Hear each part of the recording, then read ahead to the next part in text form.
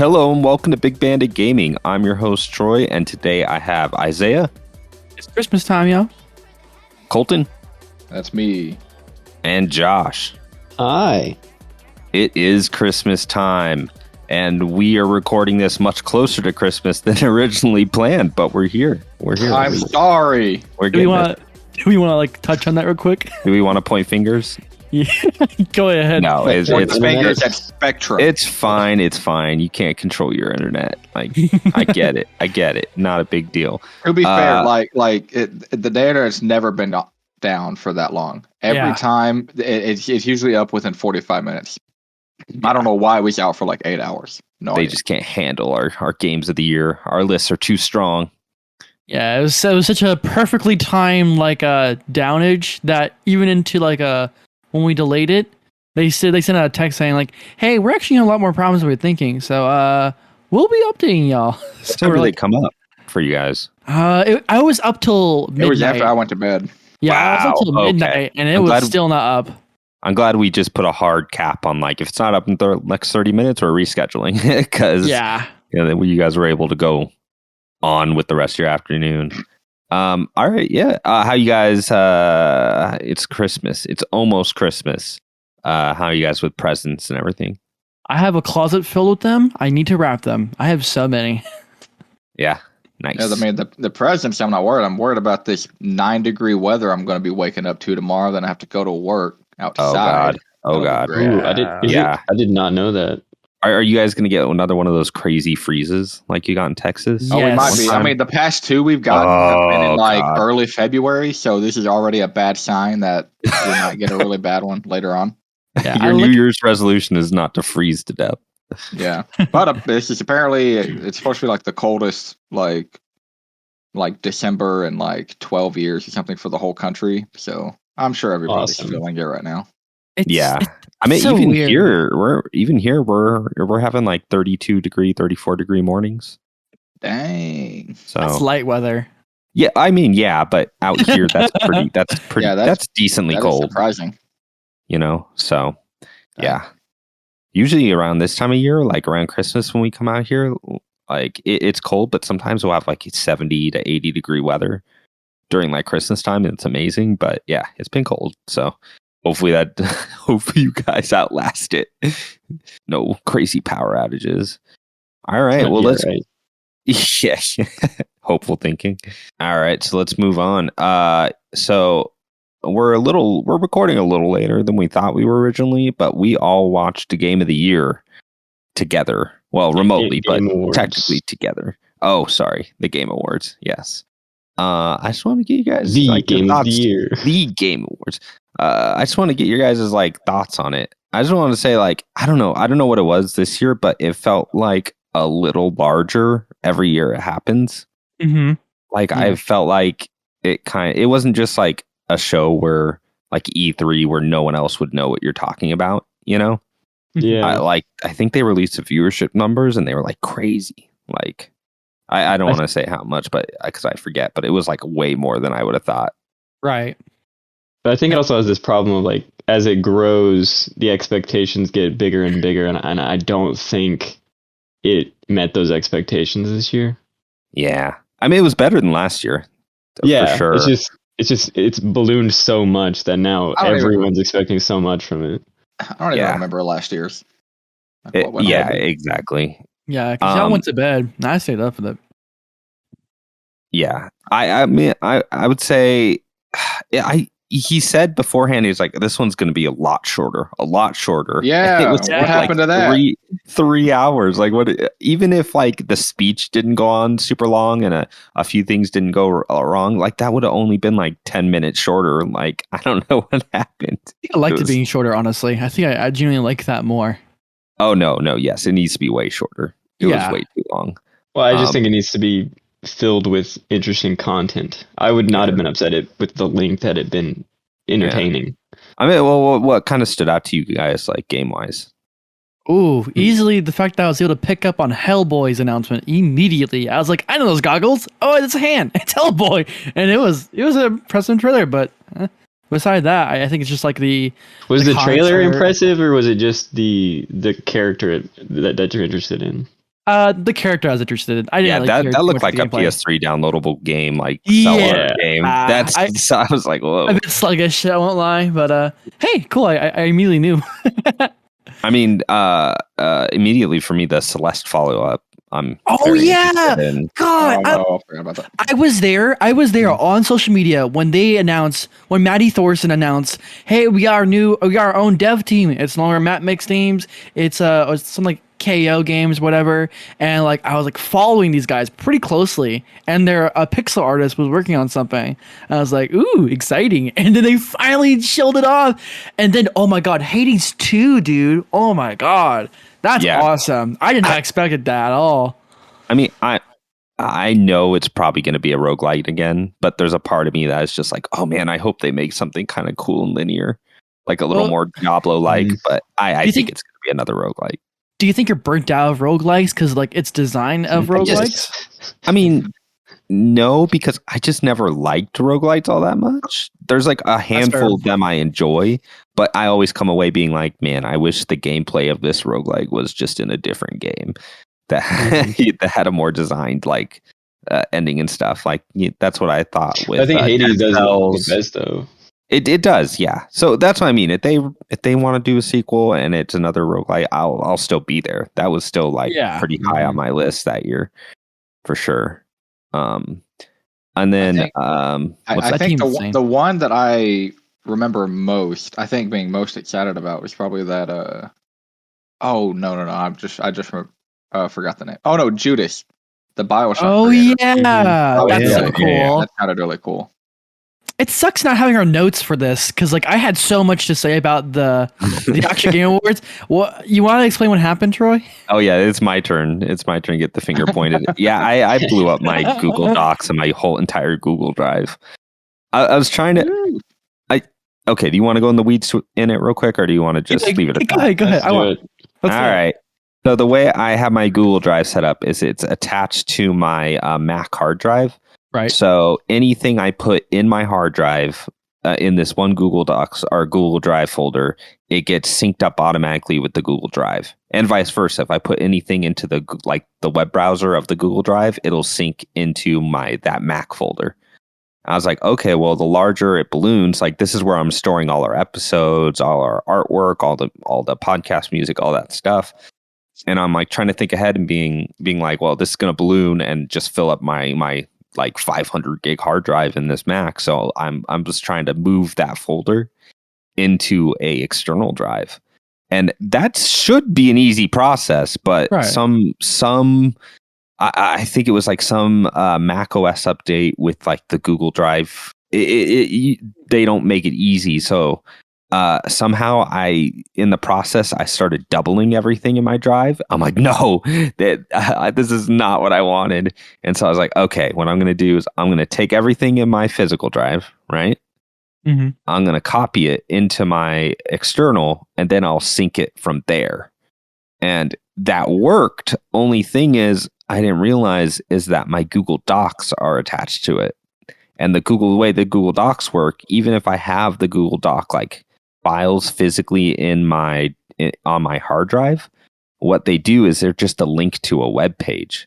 And when I told like the drive to delete everything, it deleted those like in the cloud. So my links that I had physically for my Google Docs are just like linked to nothing now. And you had to delete them to like make space, right? I was just trying to delete everything because I started getting doubles and I didn't want to go through every single file to figure out what doubled and what didn't. Mm-hmm. And I just need to start fresh. So I didn't lose like that's the only thing I lost was just my Google Docs. Like all our podcast files, everything I had on the drive was recovered, and it's like now like syncing correctly. But everything except my docs because I'm dumb and I didn't think about it. So yeah, that's how we lost all my biggest thing is just my resume was on there. So I have like a PDF copy of it that I can kind of like format and try to redo on there, but everything else is just like our notes and stuff, which sucks because those were kind of cool to have as just like an archival thing. But yeah, so yeah, I blew up my drive just tinkering. That's what I get. I did at like 9:45 too. I need to go to bed to get up early for work, and I'm like I can't go to sleep till I figure this out. So by the time I did all that, it was like 11:30. It was super dumb. But yeah, I'm just glad you learned your lesson. I learned my lesson, yes, and hopefully I don't ever have to do that again. Let's not do that again. That was a nightmare. But yeah, I mean, as far as the Game Awards, that's Armored Core 6, which had just pretty much been leaked, and everyone knew like From Software was working on an Armored Core game, but they announced it with like a pretty sick looking trailer. And I think after the fact it came out, because when we were in the chat, we were all wondering like, is this just going to be like Souls, like another Souls game with mechs or whatever? I know, Josh, you were worried about that. Wait, I thought you were. No, I want it to be. No, I want that exactly, but it's not. Oh, it's not. No, it's not. But I'm curious to see what they would do outside of that like format. I just think they're gonna make a 7 out of 10 game, and I'm not gonna play it. Oh, brutal! Damn. I don't know. I had to feel. I have to have some faith that it was a cool trailer, though. Learned something. It was the trailer at least shows that their art team is still just like some of the best of the business. Yeah. Because everything I was looking at was just like, man, that looks so sick. I don't know how this game will play, but they really tease those Dark Souls fans with, fire and embers. Yeah, they started putting. Like, that's how right when they started putting those like really obscure, weird quotes up, I'm like, okay, yes, yeah. Obscure weird quotes. That's just Kingdom Hearts. I think the one of the biggest surprises for me, I think, was probably the Death Stranding sequel. Oh yeah, which I did not see coming. I no, I didn't. I think one day I'll try it. But you mean D2? DS2. DS2. Demon Souls 2, everyone. I really thought that was in like a one and done for Kojima. I really didn't. I wish. No, I knew he was going to do a sequel. He was actually talking about that a bit. I remember like somewhere I read on social media, he was like, yeah, we're definitely going to do a sequel. Just, I don't know when. And he was that just tells you how disconnected I was from all that. And also after the fact interviews with Armored Core and DS2, because he said later that like this game is not going to be like play like his last one. It's going to be pretty different. So I think a lot of characters and themes are going to be reused, but I think that game's going to like mechanically be really different. You think they were just like working out the kinks for like a good combat system? And oh god, I hope so, man. One came out, so they're like, oh, we'll put it in the second game. Like Metal Gear Solid 5 is like the perfect. Yeah, if that's the case, I'm all in. Action, third person action shooter, stealth, whatever he did in 5 is like, yeah, do that. I don't care about anything else, but yeah. And it wasn't until after the fact, and it may just be because I didn't like Sony did announce Death Stranding 2 and like some PC ports, but those didn't stand out to me to the point where afterwards when people were mentioning like, why didn't Xbox show anything? I was like, oh yeah, I guess we didn't think about that. I didn't think about that while I was going, but they didn't announce anything, which is crazy. Really? I didn't think about that until you mentioned it in Discord. Yeah, that's weird. They have a ton of games presumably coming out next year, and like they didn't show up at all, which a lot of people were upset about. But for me, I was just like, well, it didn't stand out to me because I thought the Sony announcements were kind of meh to me. So it wasn't like such a big like divide. But I guess that's wait, what were the Sony announcements? I mean, it was just it was Death Stranding 2. It was I guess that counts. The Last of Us and Returnal coming to PC. You know, like those are like, okay, sure. Doesn't count. There are people that are excited about that. It's just not me. So it's weird though because Returnal demands. And Nintendo had Bayonetta, that like Bayonetta. Oh yeah. But yeah, but that's so small too. Like I thought this show was very unimpressive.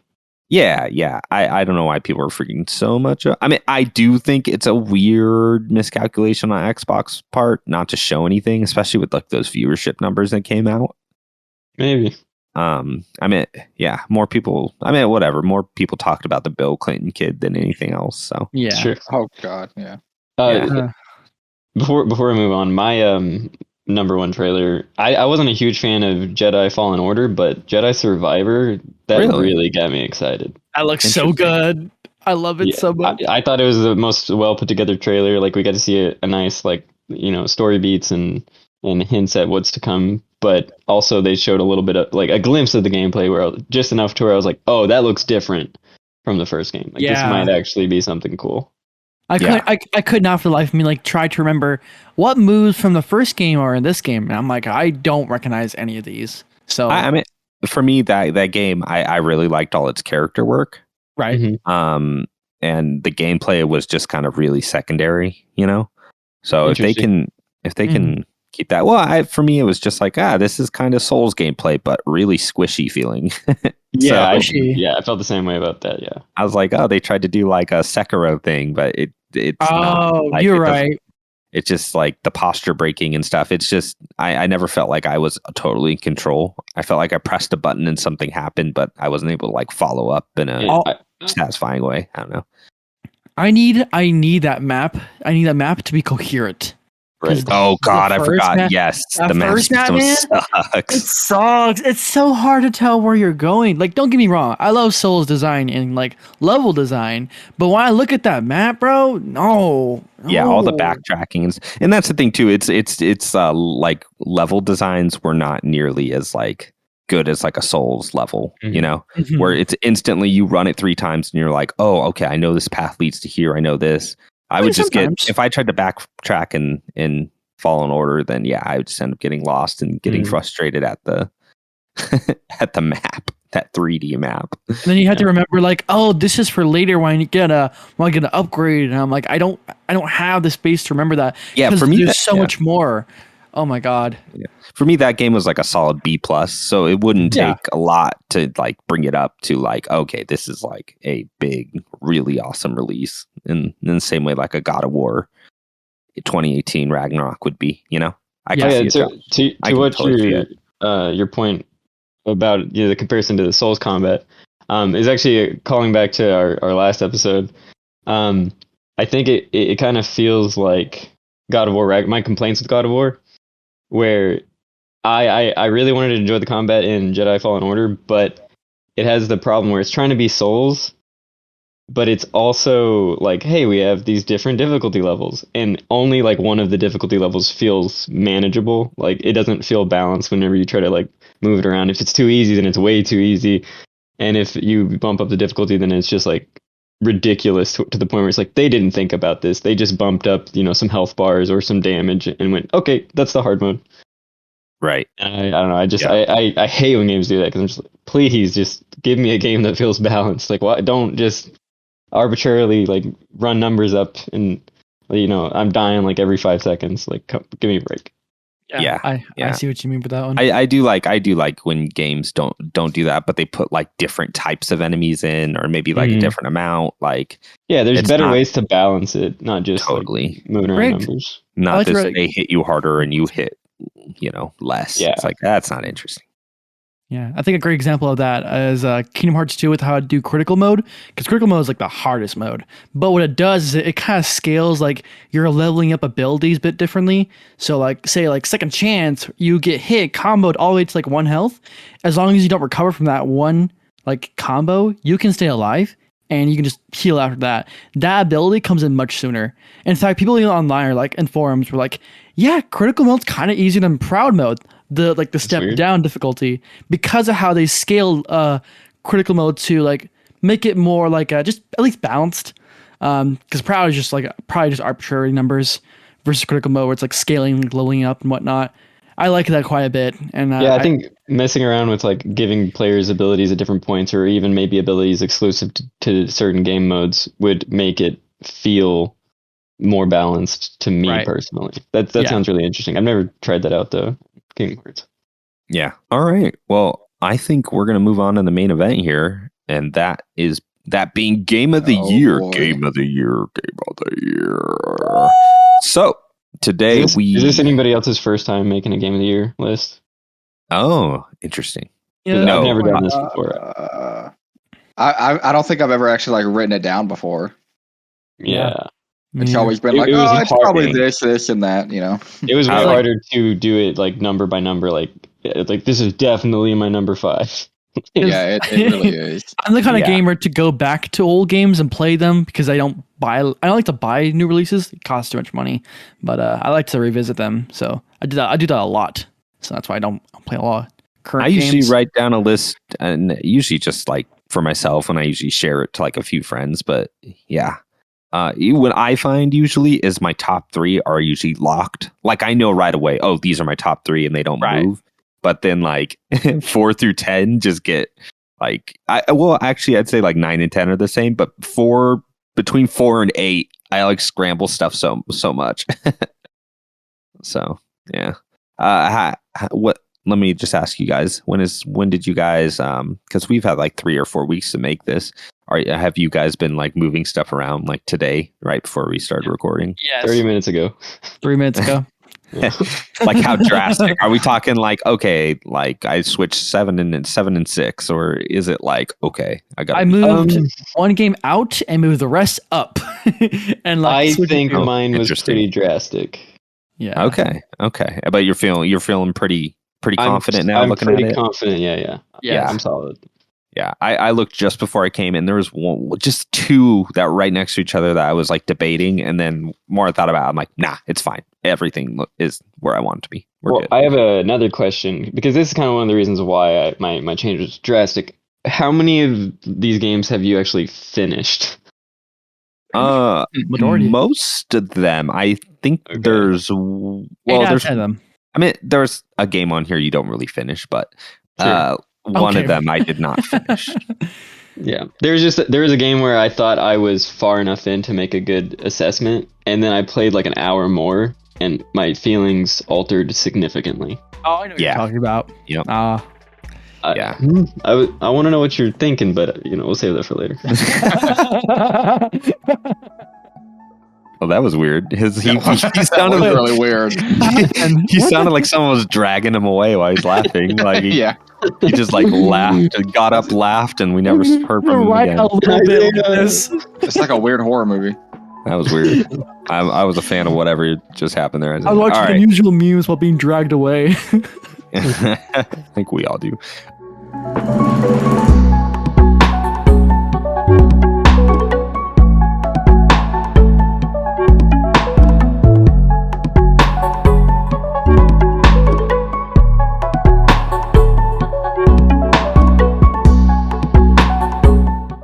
All right, so I'm gonna start here.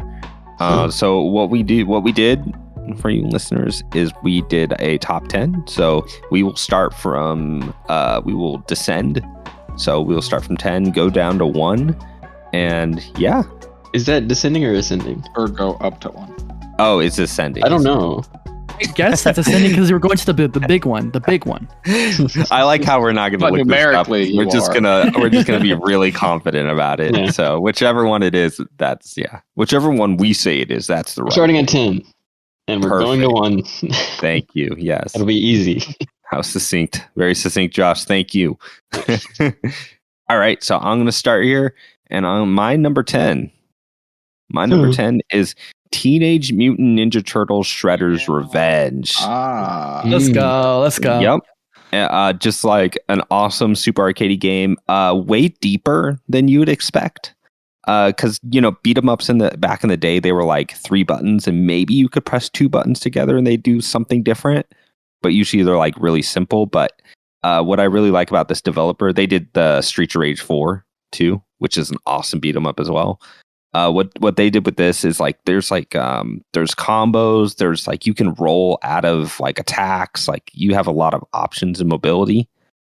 So you're just like shooting from like the far right to the far left, so it doesn't feel as clunky as like a lot of older beat 'em ups are. And yeah, they just did like a great job capturing that old cartoon and getting all the actors and giving you like a bunch of unlockables and secret characters. The map kind of works like Super Mario 3, where you're kind of unlocking areas and you can go back and forth. And I did play a little bit of online, not with like anyone I knew, but even that was pretty fun, even though it was like super chaotic. But yeah, On your main, great game.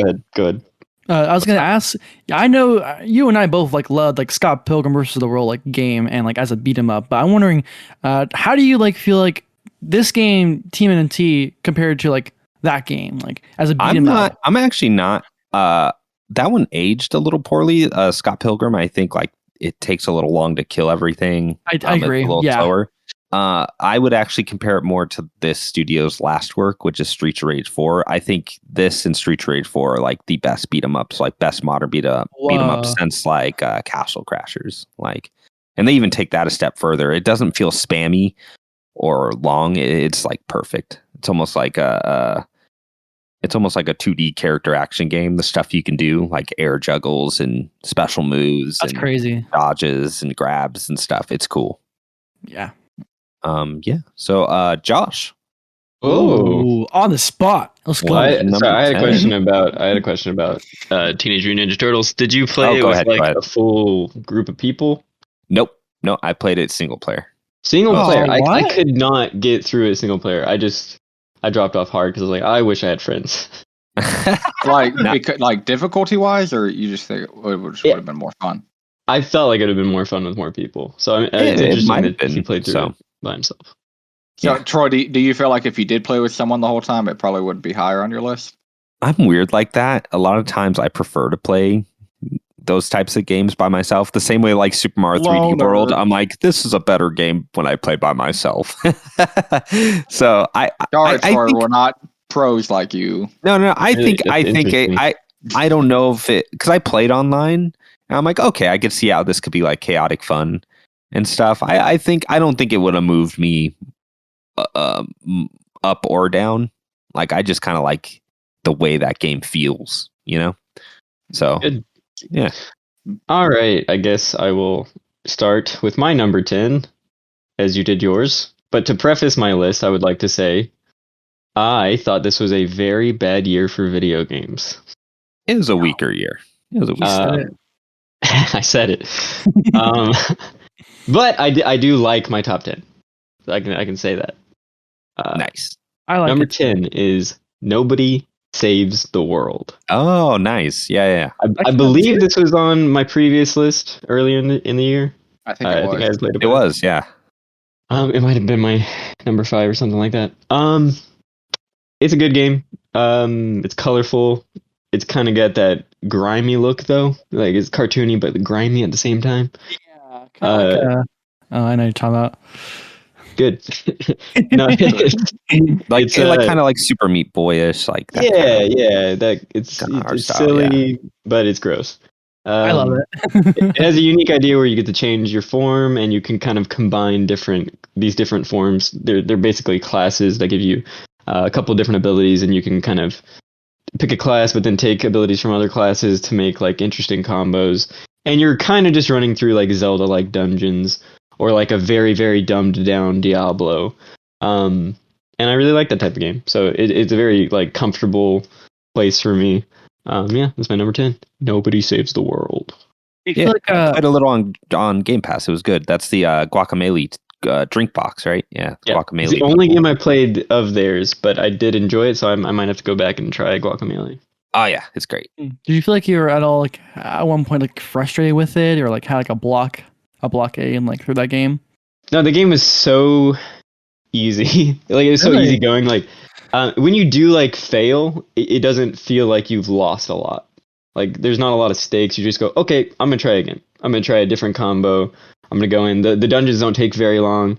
I never felt like super disappointed whenever I lost. That's good. Yeah, I like how many meters. I like how many meters they give you to like fill up and stuff. Feels good. I guess I should have mentioned that. There's a lot of leveling and a ton of quests, or like I guess objectives. They give you a lot of objectives and like achievements. It's all about you have this objective. These numbers go up. You get this new thing. It's a lot of progress. And I've always been into RPGs and stuff since I was little. So yeah. It kind of gives that like action RPG feel, but kind of a little quirky and cool. Yeah, nice. Oh wait, what was that 360 game? It was like Captain Quark's like voice actor. It was like an older PS3 360 like character action kind of like Diablo light game. Oh god, what were those called? Okay, well, forget it. Well, you'll figure it out. I will. Wilfredo, I know Wilfredo liked them, so if you remember, write it in the chat, please. All right. Moving on. Colton, what's your number 10? So my number 10, it might be a little weird, but I feel like I didn't play a whole lot of, like, I was actually kind of struggling thinking about 10 games that came out this year that I played. Keep it secret. Don't tell people that. Well, I'll just come out. I'm just kidding. Why not?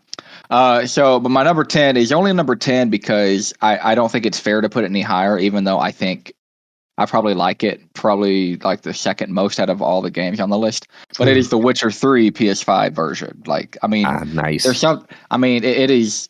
It really. I haven't come across a whole lot of. There's not a lot of new content, is there? There's like a new quest line based off the Netflix series. Right. So there's not a whole lot of new content. It just everything is upgraded. But I think the loading screens themselves, going from like just teleporting across the whole map, I mean, it takes like maybe 2 seconds rather tthan like the 60 seconds it took on the PS4 version. Like the game is already so much better. They changed the spell casting thing. They added like a quick way to spell cast. Makes combat 10 times better, I think. Makes it a lot smoother. I did not know that. That sounds really nice. Yes, yeah, it's great. So I mean, I really wanted it to be on the list because for like the third time in my life, like all I want to do is like go play Witcher 3, and I think that says something that probably should be on my top 10. But I don't want to put it any higher because there are other games on here that actually came out this year that I think should probably be higher on the list because they actually came out this year rather than a game I'm playing for like the third time. So, were you playing on the performance mode or the ray tracing mode? The performance mode. So I tried the ray tracing mode the day it came out, and the game, I think it's already got an update, so maybe it's something they fixed, but I tried it, and wow, when the camera was still, it looked really good, but me and Victoria were in the living room, and I was moving the camera, and it was struggling. Oh, really? It was maybe getting 10 frames a second. Oh, okay. And I mean, I was in the middle of the woods. There was a lot of shrubbery everywhere. I don't know if that, but I was like, okay, I'm just going to switch it back, and then bam, it's like smooth, like butter. Yeah, and it's really hard to go from 60 to 30, or like 30 to 60, then back to 30. Like your eyes get used to it, and then you're just like, oh, yeah. But yeah, I've heard it has performance issues too. But yeah, cool. Witcher 3, it's like one of the best games ever. So it is totally. All right, Izayah, number 10. Gentlemen, I'd like to confess my sins real quick. I have not been God of War Ragnarok. Oh no. I have not been God of War Ragnarok. That's okay. It's because I have another game on this list that's like destroying my time. But I want to put it here because I've gotten like 10, 11 hours in that game, and I'm already like, you're not even close. I know. I thought you were farther in the game than that. I'm sorry. I met this squirrel boy. I want to go to different realms, and I just want to go ahead and start and say I am so far loving just the characterization, the writing for these characters, and so far where this story is going, and how much it dives into like the history of like God of War as a franchise or as a series, most notably with Kratos. So far, I've already gotten a few moments where we get to see glimpses of Kratos' past, and more importantly, like his role in his past, which was, being a general, and how in this situation and where the story is going, it's kind of needed and almost necessary for the journey to progress, for Atreus to find out more about Loki and who he is and what his powers could mean. And that first hour, the game opens up with like a shred of like back-to-back like blockbuster moments where you can't take a moment to breathe. You're like choking at this point, but it continues that back-to-back, moment-to-moment, like awesome sequence of events, and sooner or later you get a whole new like gameplay, like what do you call it? I guess sequence as well. With I can't spoil who it is, but like when you get there, it changes up the gameplay entirely, and it gets more and more fun as you go about it, and like it gives you a different perspective of the story and like the character's thoughts. And I've only done like one big like side quest, which was following Mimir's past, and man, it's crazy how thematic it felt just going through that entire quest, and how much I loved exploring the world that Santa Monica has brilliantly created. It looks gorgeous, by the way. That game looks amazing, and how it looks and how it plays with its performance is incredible. This, like, as Donkey put it in his video, it really is the AAA video game that we deserve, or that deserves to be put out as a AAA. I wouldn't even go farther than that, but like, it's impressive. It's so much fun. It has the same kind of arcadey style gameplay, with R1, R2, yada yada.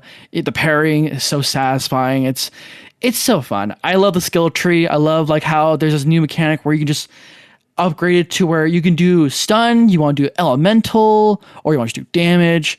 That really does help and makes you kind of strategize how approach combat and what do I feel like I want to prioritize. Because I do love that. I do like think about these things when I play an action game like this. And I'm so excited to get back into it and maybe 100% it. I don't know about that, but hey, I'm more than willing to do it. I love where it's going, but it's at the bottom of the barrel of the list because I have not beat it, but I'm confident it's gonna be. Have you beat every other game on your list? Actually, yes. Oh, okay. I'm just asking. I'm built different, Josh. I'm built. Yeah, different. I don't got time for that. All right, yeah. let's keep this moving. Sounds good, Izayah. All right, so my number 9 is Cuphead: The Delicious Last Course. Yeah. This being the expansion for Cuphead. So my biggest regret. Oh yeah. And what's both good and bad about it is it's for as long as it took for them to make this expansion, there's honestly not like a ton of content, but it's more quality over quantity. Yeah, is what that expansion is like. Every single boss is so crazily animated. They even said like they have more animation in this DLC than they did their entire game. Like, and it's only like maybe 5-6 bosses, right, Izayah? Something like that big. But yeah, it was just amazing to come back into that game, and just all the new additions they added with that kingdom that floats above. And it's like a different spin. The claymation, bro. Yeah, it's all claymation instead of the hand-drawn stuff, and it just looks like incredible. And it's just like, man, they had money and time, and this is what they did. And those gimmicks too, bro. It shows. And this could possibly have been higher on my list. Like, like the original Cuphead is like a top 3 game in a very competitive year.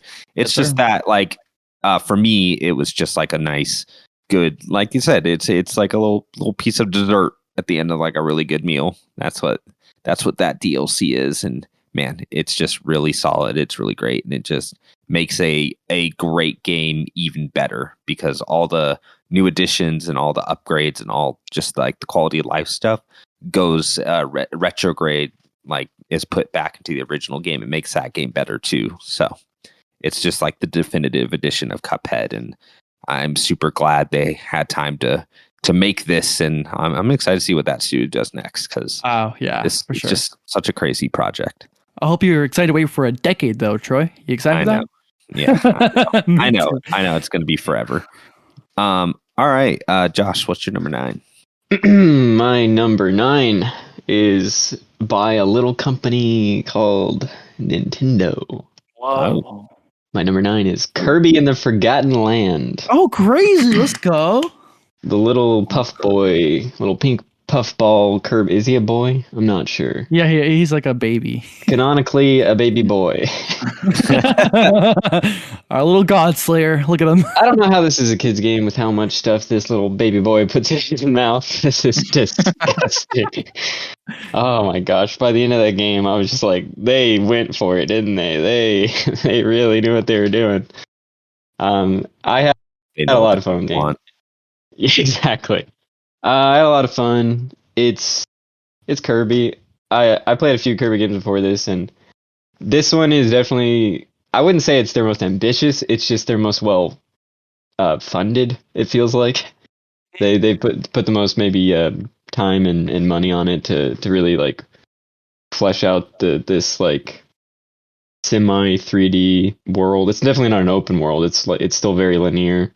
Yeah. At moments, it kind of still feels like a 2D game, and then some other Kirby's have been like, 2.5D. So I don't think this is as big of a jump as we were led to believe at the start or when this game was revealed. But it is a solid game, and I had a lot of fun with it. It was probably the easiest game I played this year. There is, Really? like most Kirby's, just, in my opinion, zero challenge in this game. But that Did you doesn't beat it? matter. Yeah, Oh, okay, cool. I beat it, and it is. Yeah, okay. There's zero challenge for like Okay. the levels.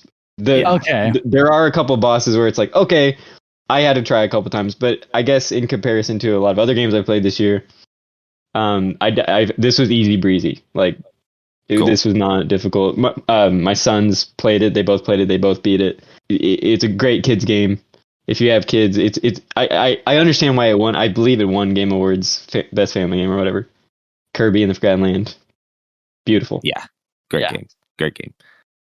All right, Colton. What are we looking at? Number 9. All right. So this is one of 3 games on my list that are kind of like ongoing games because Yep. so this one I played. I actually started for the first time this year earlier when I got my PC, so I was able to play like Game Pass games and stuff for the first time. It is Sea of Thieves. I've played. I checked. I was gonna write it down, but I forgot how many hours I put in this year. But I played a lot of Sea of Thieves this year. Me and Dalton, and then a friend from high school, Jackson. We would get on, and it really isn't a whole lot, at least that I haven't engaged with. There isn't like a crazy amount of depth, I think, to a lot of the gameplay. But I think the further you get with the game, it starts to get more interesting. A lot of the quests and like treasure maps you get start to get harder and harder to figure out, making it more fun for me. I think it takes a little long to get there because I feel like the first like 15 hours in the game, that might be too much. Maybe like the first 10 hours of the game, you're really just like following like a really easy to follow treasure map, or you're following someone's instructions to go to this island and kill the ghost there. But I think once you start getting to like the actual harder story missions, and then they have the whole Pirates of the Caribbean storyline you can go through, and I think the game is actually really fun. My only problem with it is if you play by yourself, it can get very boring. So that's kind of the only reason why it's not higher on my list, is that I don't really see myself playing it by myself. But Yeah, not that type of game for sure. Yeah. So that's all I have to say about that, I think. This game looks super Cool, fun. cool. I've never got Sea of around to Thieves is playing. cool. Yeah. All right. Number 9, Isaiah. Let's keep it brief. Fortnite. I mean, you can Oh. do a little bit more than that. Said brief.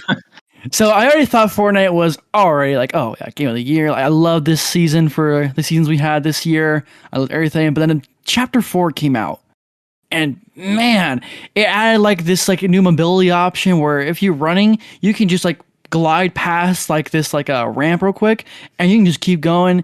They have like a whole new map in it, bro. It is so fun to explore like these sort of like kingdom-esque. What's like the era? I don't know, but like these It's all like these fantasy kind of. fantasy. So like a medieval thing. That was medieval. just like this past month. But this is for the whole year, though. Yes, I know. Think bigger. That's true. Think bigger. I've already loved like the gameplay loop and everything that Fortnite had to offer with its battle passes and all of its like quests and like events it did for the previous year. But I feel like Chapter 4 amped it up a lot more than I thought it would be. Even with its like, new weapons, especially that hammer, dude. Oh my god, that hammer! You can fly across the map with that hammer. The hammer And- looked pretty cool, actually. Yeah, and you can come on down up from the heavens and smack someone back down. It is so fun. There is something really satisfying about bouncing around the map with that hammer. I love the It's very terrain, dude. They have motorbikes now, and it's been so much fun to just blast through this game with your buddies, with your family. It's so good, but it's not that high on my list because, well, it's not a game that came out this year. But the updates, the things they do with this game, the way they keep reinventing Fortnite with its new mechanics, weapons, events, battle passes, whatever it may be, I've always been on board with it, and I've always loved it for it. But that's it. I would just like to quickly say this game is my most played game of the year. Oh. Earlier this year, I believe they added the grapple glove or whatever. That thing is amazing. Yes. Combined with everything else that they've launched this year, this has been my favorite year of Fortnite for sure. I'm glad it's on somebody's list. It's amazing. Oh, he's saying it's not on his. All right, let's continue. Did I say that? What? Well, kind of. You hinted. Unless you're a liar. All right. Moving on to number 8. So my number 8 this year is Stray. The cat. The cat game. Yes. Stray is an awesome game. I liked it for a different reason than I thought I would. Because originally when they showed the cat game, I'm like, I think of a cat and I'm like, man, that would make like a really good platformer, you know? Because you think about like how agile cats are, and you just thought you'd be hopping around. Like it looked like, oh man, this could be like a really cool, like kind of like the Death Stranding, but cat. Because you saw a low backpack, you saw it was delivering stuff, and I was like, man, it's a lot slower than I thought it was going to be. Cool. And yes, that's what surprised me is it was less about like the action of like they do have like cute things, like you can like if you step on a keyboard you see like www, you know, like cat stuff happens all the time. Or like you can knock down stuff, like there's stuff you do like as a cat that's kind of cute and funny. But a lot of the game was actually me like going around and just hearing like what the robots had to say, and what like I actually became really interested in like what the overall story is, like what happened to the humans, why are these robots trapped down here, like kind of their weird personal stories. Yeah. Like and that stuff actually becomes pretty compelling. And yeah, it kind of really pushed me through the game. It's kind of the perfect length too, which really helps. I feel like it ended right when I was like, okay, I'm kind of like the mechanics of this are becoming kind of stale, you know. But I thought the ending was decently satisfying, except for one big thing. Do you want me to skip the next 10 seconds if you have not played Stray and you're worried about spoilers? Oh, I have not played Stray. Oh, I'm taking off my headset. I haven't beaten it. I'm taking off my headset. Colton. I was really disappointed that they didn't show like a reunite scene at the end. You know, I know. Like, I was waiting. I was waiting for it. I was. Yeah. I also felt disappointed by that. I was just like, where his friends? But yeah, okay, you guys can put it back on. I took him off, and then I realized I could still absolutely hear every word you were saying. Amazing. Amazing.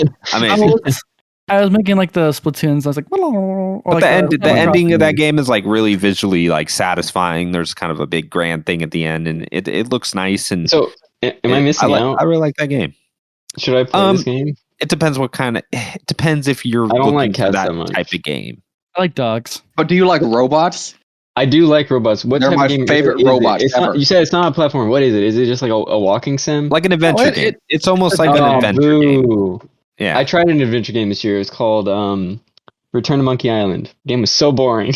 I don't like adventure games either. I am not like okay. You know, like I played The Walking Dead, and then everything else they put on, I was just like, oh, they're doing this again. You know.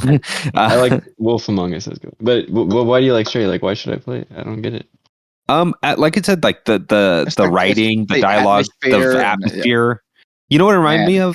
I think it's just because it would just runs on the same engine too, so it has a look to it. But it kind of reminded me of Midgar. Like, you know, it's a city covered by like you know, the sky is metal, like it's a big kind of weird slum.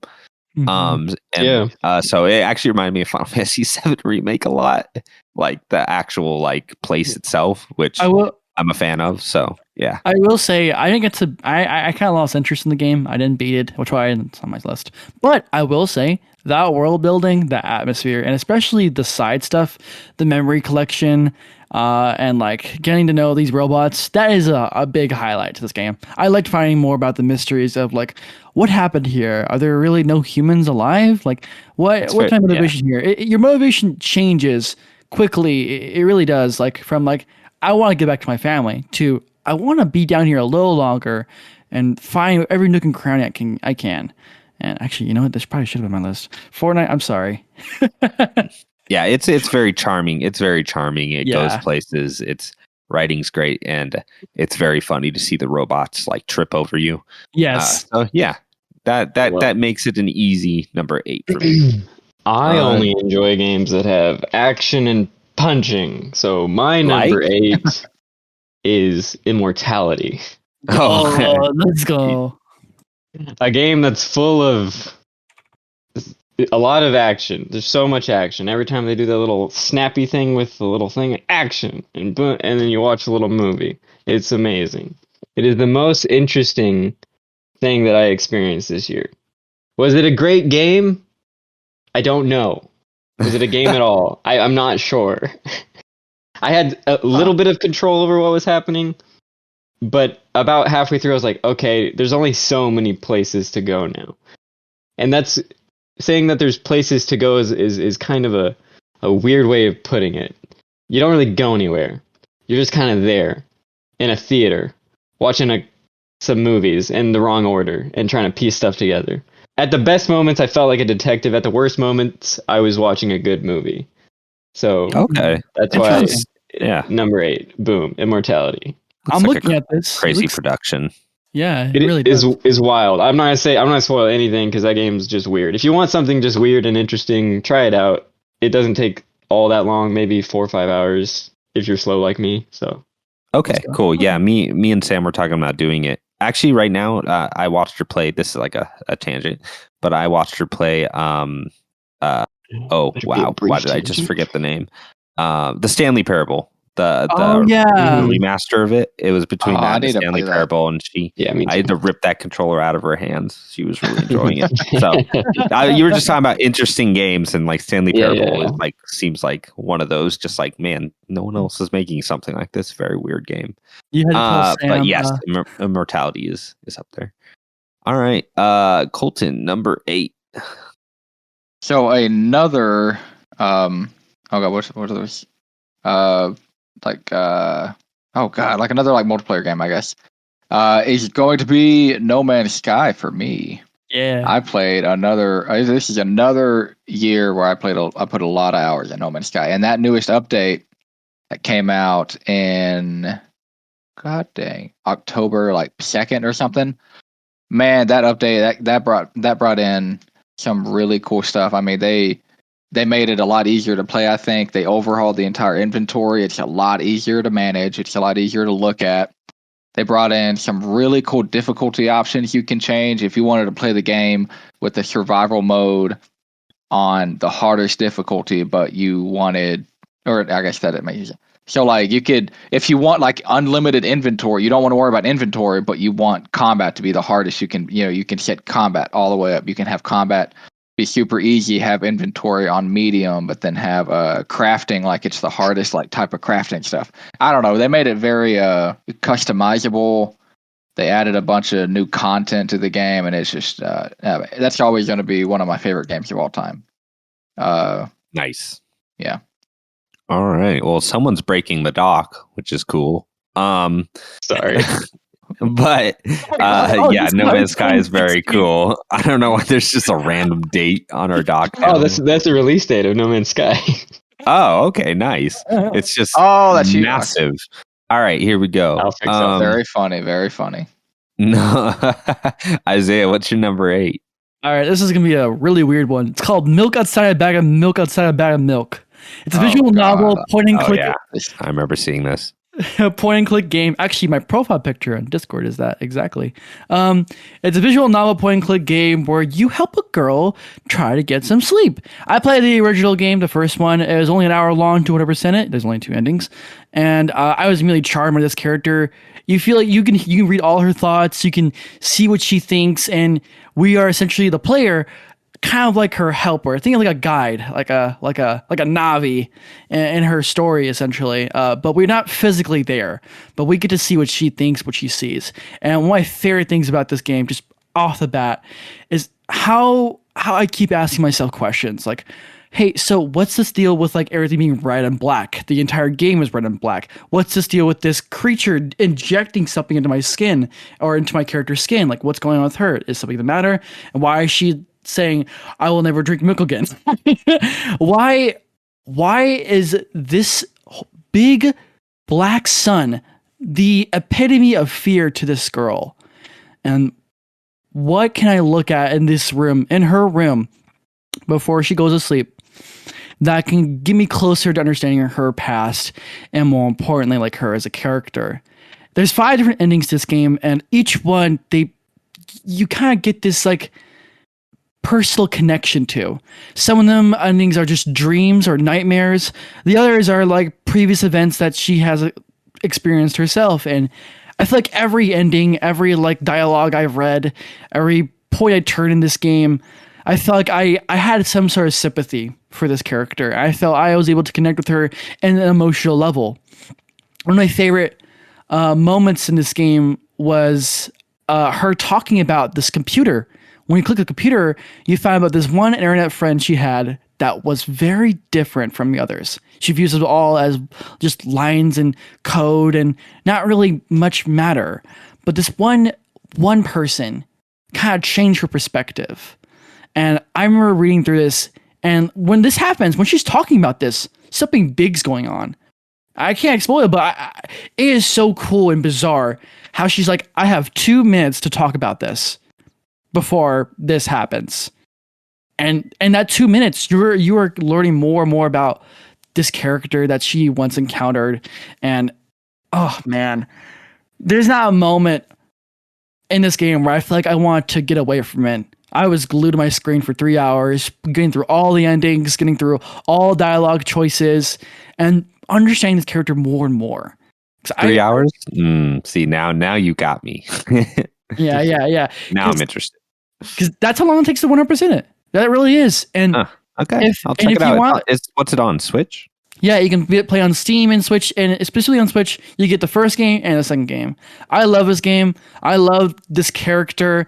Everyone calls her Milk-chan. She's the best, and she may be struggling with a few like mental, I want to say illnesses, like social anxiety. Definitely has a lactose intolerant allergy, for certainty. And finding out like what's like the deeper layer, what's the layer underneath this game that like kind of explains and like gives and contextualizes what's going on. I think it's really fun to like, kind of like piece together yourself. What do you think is like going on here? Why do you think that figure that's supposed to be a mother, this big giant blob creature, like why is everything red and black? Why is she terrified of the letter O? I really recommend this game, guys. It's short game. It's bizarre, but I promise you, you're gonna feel something with this game, and you're gonna feel for this character. I love her. I love this game. It's great. Go check it out. Yeah, I felt bad I wasn't able to play Mori, so this seems like the alternative, the 3-hour alternative. Oh yeah, Mori's long, but man, that is an amazing game. Y'all should check that out too, by the way. From that speech, I figured that would have been your number one. I'm surprised it's so far down. It's just because it's very impassioned and it's very impressive. It's his Discord icon. I figured it was his number one. I do. It's just the issue is all my games on this list. That's why Mr. Beans is my number one. All these games on my list are so close together that I could not choose where to go. So if you see a number, ignore the number. Just know I love that game. Nice. All right, we're down to 7. Here we go. My number 7 is a game we talked about pretty recently, and that is Bayonetta 3. I was trying to paste it and make a big dramatic moment, and I still had Stray again. Copied it. And I'm like, Stray again. No. My number 7 is Bayonetta 3. And Bayonetta 3, I've kind of come a little bit more to terms with since we last talked. Okay. And while not I would say in a stronger year for video games, it probably would not have touched the top 10. Okay. But I still appreciated just kind of the weird, uncanny strangeness that Bayonetta brings. And I'm glad they made a third, even though it was probably never going to live up to what 2 was. And I almost wasn't expecting it to. And maybe it went a little more off in a direction I rather it wouldn't have. But the moments it does hit, it still hits. And I still think like the Bayonetta's like style, like just its general, I don't know, aesthetic is very like weird and cool. It still is, even though the Switch maybe doesn't do it a favor all the time. Let's hope we're talking about Switch 2 and man 2023. Hopefully that is the year of Switch 2. Please, Switch XL. We could really use it, and Bayonetta 3 especially could have really used it. But yeah, I mean, like I said, when it is hitting, it hits. It just doesn't hit as much as like 2 did, or even 1. So still, it's still a good game though, and I still really enjoyed it. And it was just a wild thing I played this year. Bayonetta 3. I promised Colton I wouldn't talk crap about a game on his list, so I will give you the same courtesy. Oh, how kind. Oh, sweet. How thoughtful. All right. Josh, my number 7. Bayonetta 3 now. Yeah, right. My number 7 is actually, you know what? Bayonetta 3, it didn't make my list, obviously. It wasn't that far down. Again, this was a weaker year, but it's not in my top 10. Number 7 is Ollie Ollie World. Oh, wow. Yeah.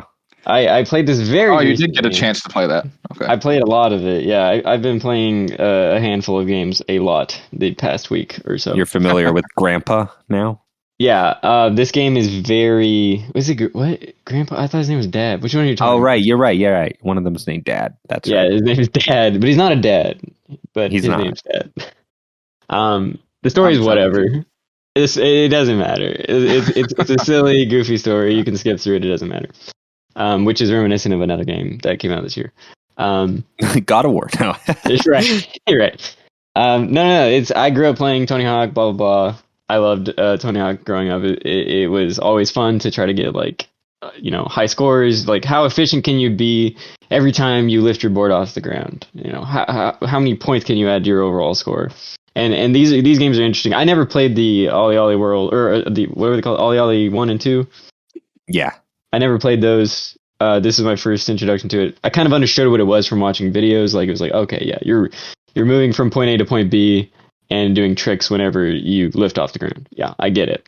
And playing it, I was not disappointed. It was like, oh yes, this is what I wanted out of a skateboarding game. It's interesting playing, a 2D kind of, I guess you could say, side-scrolling game, skateboarding game compared to like a Tony Hawk game. But this one was able to feel a lot more polished compared to a lot of other skateboarding games that come out because of the fact that it was limited to that kind of 2D space.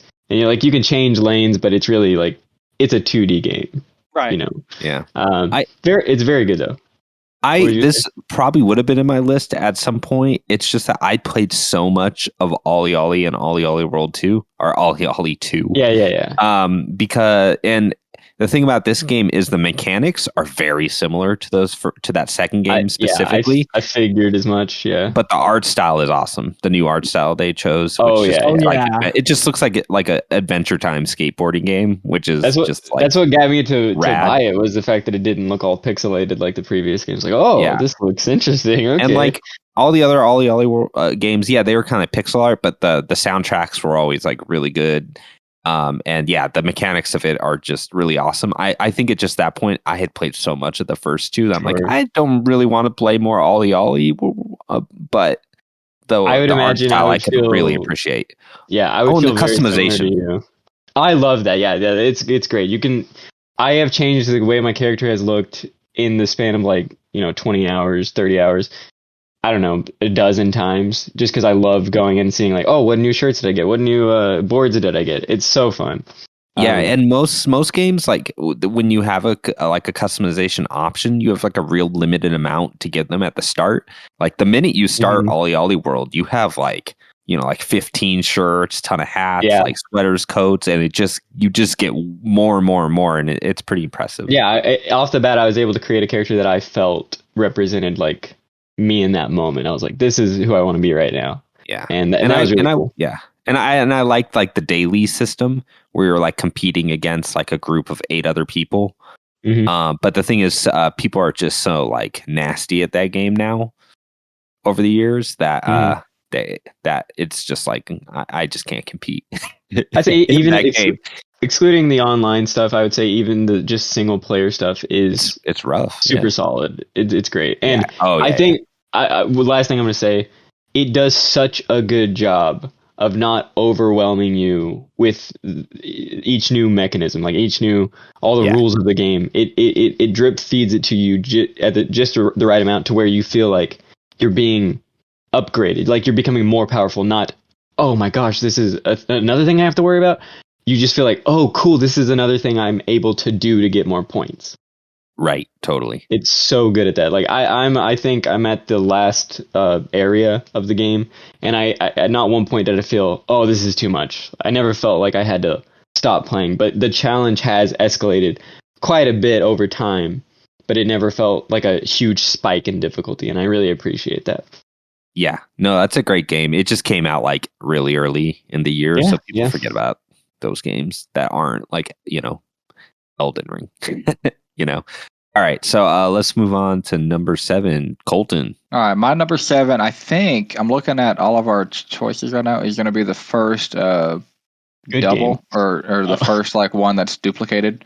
My number 7 is Stray. Ooh. It's just a lot of the same things that you said, Troy. I think I was expecting like a quicker, platforming game where you play as a cat, and it just,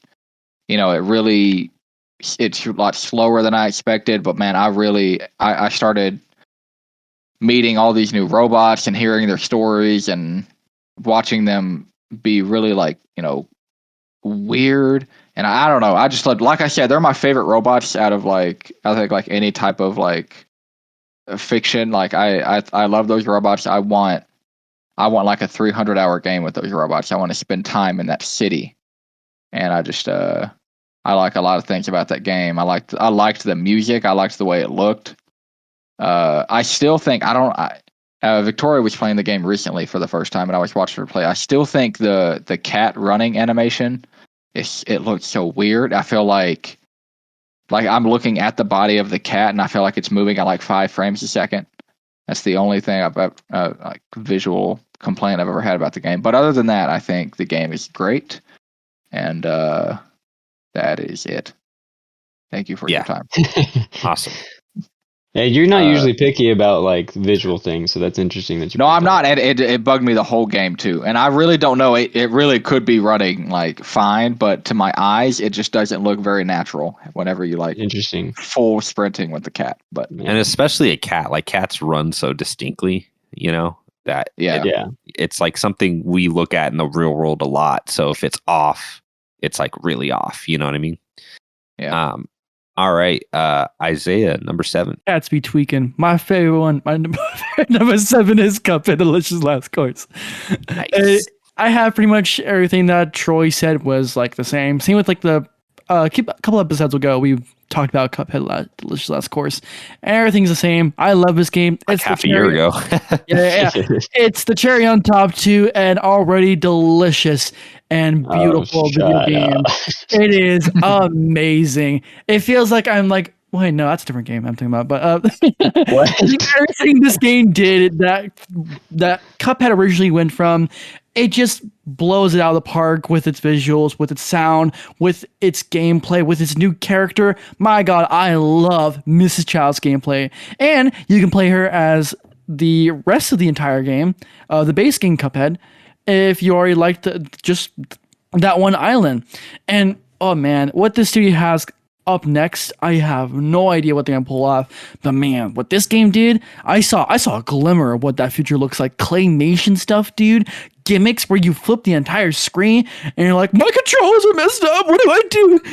And then you just die and you're like, okay, that was awesome. Let's do it again. And like secret bosses, dude. Oh my God, the secret boss in this island was so cool, and the way they mess with you with that gimmick, dude. Oh yeah, it took me like 3 or 4 deaths before I was like, oh, I see what they're doing. That's really neat. Yeah, we are seeing just a small window of what this team could do with this DLC. That means big news for that next sequel, bro. I am excited. Yeah, 12 years in a decade. Yeah, like we said. Yeah, it's brutal, but popping off of that game, bro. I'll be ready for it. All right. Well, now let's move on to 6, and let me make sure I actually have this copied correctly, so I'm not like Bayonetta 3. How dare you call me a copycat? Who did that? Oh, what? Oh, I see. It's a play on words or something. All right. Oh, yeah. My number 6 is Xenoblade Chronicles 3. Attaboy. Yeah. And this is the only game on my list that I have not beaten. That makes sense. And it's okay, so here's the thing with Xenoblade Chronicles 3. Big fan. A big fan, yes. Xenoblade Chronicles, like one of my favorite JRPGs of all time. Like I think it really brought us out of like almost like the depression, the Great Depression of JRPGs, which was the PS3 and 360 era. It was kind of one Chronicles of those 2 garbage. Oh yeah, no. Xenoblade Chronicles X, maybe the best Wii U game. So fun. Amazing. Like just really like a really wild, crazy game. And it really pushes that hardware in a way you wouldn't expect. It's that Xenoblade Chronicles X is a more ambitious game than like games coming out today are. Yeah. I mean, it is wild. And then 2 came out for the Switch, and that was like one of the announced games with that big reveal. And I was like, man, awesome! And it was such a bummer. Xenoblade, there's so many things wrong with Xenoblade Chronicles 2. I can't get into. Yeah, we don't have to get into. I just can't get into it. Like, why put gotcha mechanics in Xenoblade? Like, move on. So much stuff. Yeah. So everything. I was really skeptical with Xenoblade Chronicles 3 because I got hurt. I just got hurt so bad. But everything leading up to it, I was like, okay, this looks nice. This looks cool. And then a direct came and I looked and I was like, wow, okay, they actually are onto something here. When they were showing like the exploration and stuff, I'm like, wow, the characters are moving again. Like it looks like it's running halfway decent. Doesn't look like it's at like 360p. Yeah. Xenoblade Chronicles 2, man. So yeah, coming into this, I was pretty hopeful. And on the gameplay side, the way it opens, the way they do like their job system and doing like multi-class, like a multi-class job system and how customizable it is, and how all the battle system mechanics and exploration work are like awesome. It's so fun. It's super addicting. It's so addicting that I had to bounce off the game because I wasn't getting anywhere in the story because I wanted to do all the side stuff. I was just leveling up characters, and the reason this game isn't higher for me, because if it was just like gameplay and they nailed the characters and story, this could be like an easy top 3, like almost bordering on number 1 if it was just mechanics. But I just am not connecting with the writing and the characters and story. It's just a poor, to me it's just kind of a poor effort on the when they brought it over here. I don't know if Nintendo Treehouse dubbed this game over, but all the writing is super stilted, all the voice acting is really stilted, the main plot is kind of fallen thin. Like it has really good premises and stuff where you're like, wow, this could be really interesting. And there was one moment within the first 3 hours where like everything gets turned on its head and you're like, oh man, now this is a video game, like stuff goes down. And then from there, it slowly just kind of drags and that's the thing that's going to get me through a 100-hour game. Is it mechanically, it's so much fun. It's really good. But for a 100-hour JRPG, you really have to connect to the cast 100? and the writing and the overall story, and I just wasn't finding myself doing it. Oh yeah, dude, this is like a 100-hour game. Are you kidding me? Oh my god. Yeah, especially since they designed all the side stuff to work within the mechanics of upgrading your party and levels, and like if you do favors for different cities, it can do stuff like increase your overall run speed by a percentage, like that kind of stuff. And so it's really addicting to do that stuff, but I just wasn't getting anywhere with the game, and the story wasn't really pushing me. And it has that like really stilted dialogue that like a lot of older like JRPGs and some just like kind of really bad localized. That was the word I was looking for earlier.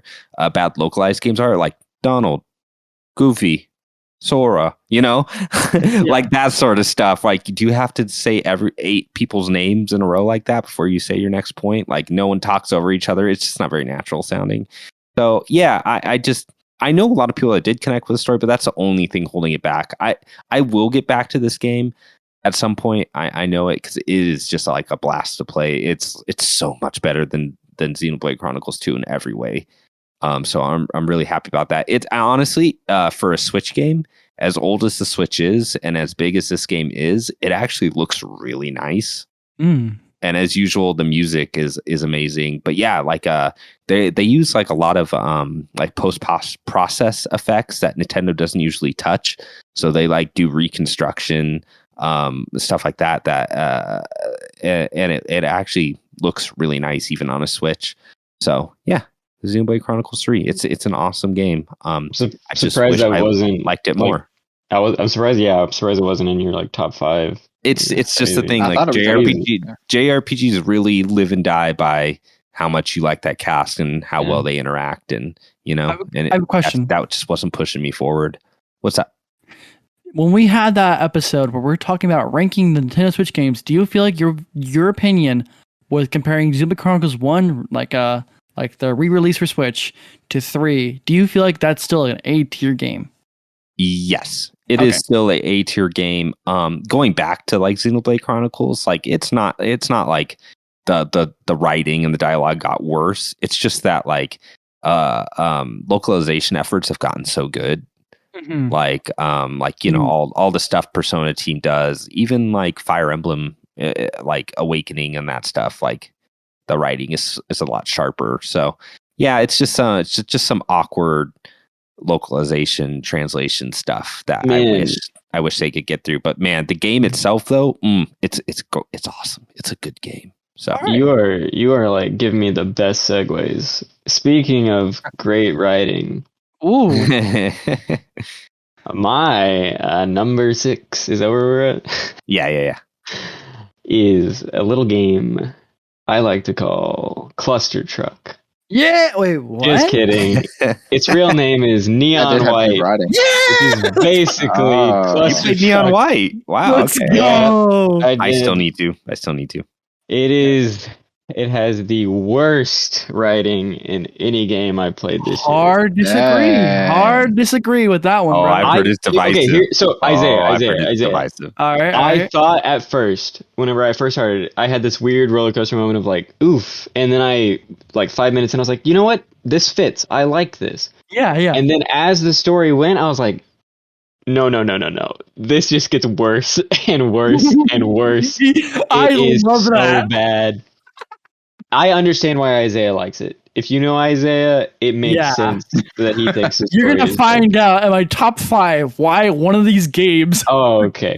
Well, anywho, I thought at first the story was bad on purpose. At this point, I think they're just bad writers. I think that's where we're at. I mean, this is Ben Esposito. I don't know. Did you think Donut County was written? Donut County was great. Are you sure that he wrote this game? Let me check that. I think no. He did not. He did not. Okay. I don't think he did. Because Donut County is great. This game is great. The story in this game is god awful. Music's awesome. Pun intended. If you played the game. Yeah.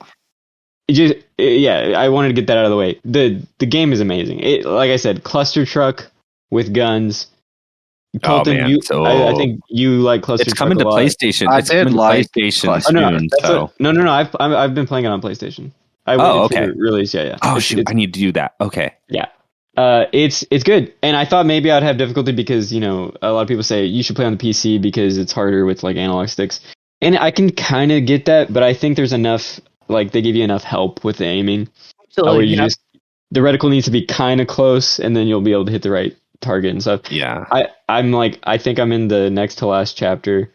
And the gameplay is so solid. Like it's so fun. It's a little more guided than I expected, but the momentum it makes you feel alive. Yes. I was much more impressed with this game than I expected to be. Boy. If the story was better, this game would have been higher on my list. But I think that the story being as ridiculous and awful as I believe it is, it drug it down a bit for me. So that's how good the gameplay is. Yeah, I hate keeping like referencing like content creators, but Donkey had the similar issue. At the very end of this video, he was like, "But the writing kind of freaking sucks." And then like he showed a clip of like Violet and like saying something really lewd. Yeah, Violet's the worst character by far. I think Violet has some charm. I just there is there's definitely charm some- if you're my kids are like 2 feet away from me. if you're horny. Go on. Okay, but yeah, you're definitely spot on. Like I do think the writing at times could be a bit like, huh? But a lot of time it's fun. I'm sure It's you'll fun. talk about it again later. All right, moving on. All right, Colton, number 6. All right, my number 6 is going to be Horizon Forbidden West. So I think I had a lot of fun with this game. I really enjoyed. I think specifically I enjoyed a lot of the side quests in the game. I thought the voice acting for a lot of the side characters sounded so natural. It sounded weird for me. I'm just so used to if you're not playing anything in the main campaign, then a lot of the side characters always sound kind of jilted and I don't know, everything sounded so natural and everything looked like it was part of the main campaign. I just thought those cutscenes looked phenomenal. The gameplay I feel like just wasn't different enough from the first game. Oh, thank you for saying that. It wasn't different enough to be in my top 5. It really felt, they just added a couple things. I think I like what they added, and I think I prefer, or I guess I know I prefer gameplay in this one just because I like the things they added so much. It just felt like a second DLC. Like they just added that much. Yes, it felt like a big DLC. Well, I say that like combat wise, it felt like a big DLC. I think story wise, they went to some pretty crazy places, and I actually think if it being such a long game, I think the story might wear on people, but I think if you took all of the story missions and I think if you broke it down and maybe made it into a book or something, I think it would make a really cool sci-fi like novel. And I stick with that. I really like the story in these games. And I'm surprised with how much they surprised me with a specific aspect of the story that I guess I won't say, but I don't know who's listening to this might want to play it in the future, but I think, they set something up in the first game. I was expecting it to go one way in this game, and it went like kind of the opposite. And I think I was actually impressed with how much I was surprised by that story beat. So I'm when I started playing this game, I probably would have put money down that it would be in my top 5, but there were some surprises throughout the year, so it is number 6 for me. Cool. Awesome. All right, Izayah, number 6. I got so caught up brain rotting on Neon White, I forgot about this in my list. All right, number 6, ladies and gentlemen, give it up for Point B. What an incredible game! Stylistically, it looks adorable. It is just a mesh of flavors in your eyes, bro. It is simple in like design, but surprisingly gets deeper with each stage you go about with the game. You have like starting off like 3 jumps. Your goal is to try to chain as many fruits together and like get them all together for the cat at the bottom to be satisfied and happy. But you must be consistent. For every time you hit the ground and you have the required fruits for this cat, you will have to, you have to keep going, and the stakes get higher and higher. More fruits, different kind of fruits. Now you gotta avoid these fruits. It's all about fruits, baby. You're making jelly and jam. It is so good. And I love it. I love the soundtrack. Again, the visuals are just tasty. And I could not get enough of this game. I did all I could to go all out on this game. I couldn't get every trophy, but man, oh man, did I love just pulling out this game anytime I could. Anytime I caught my phone. You played it constantly. I'm actually really mad you said that because you just made me realize I didn't even consider it making my top 10.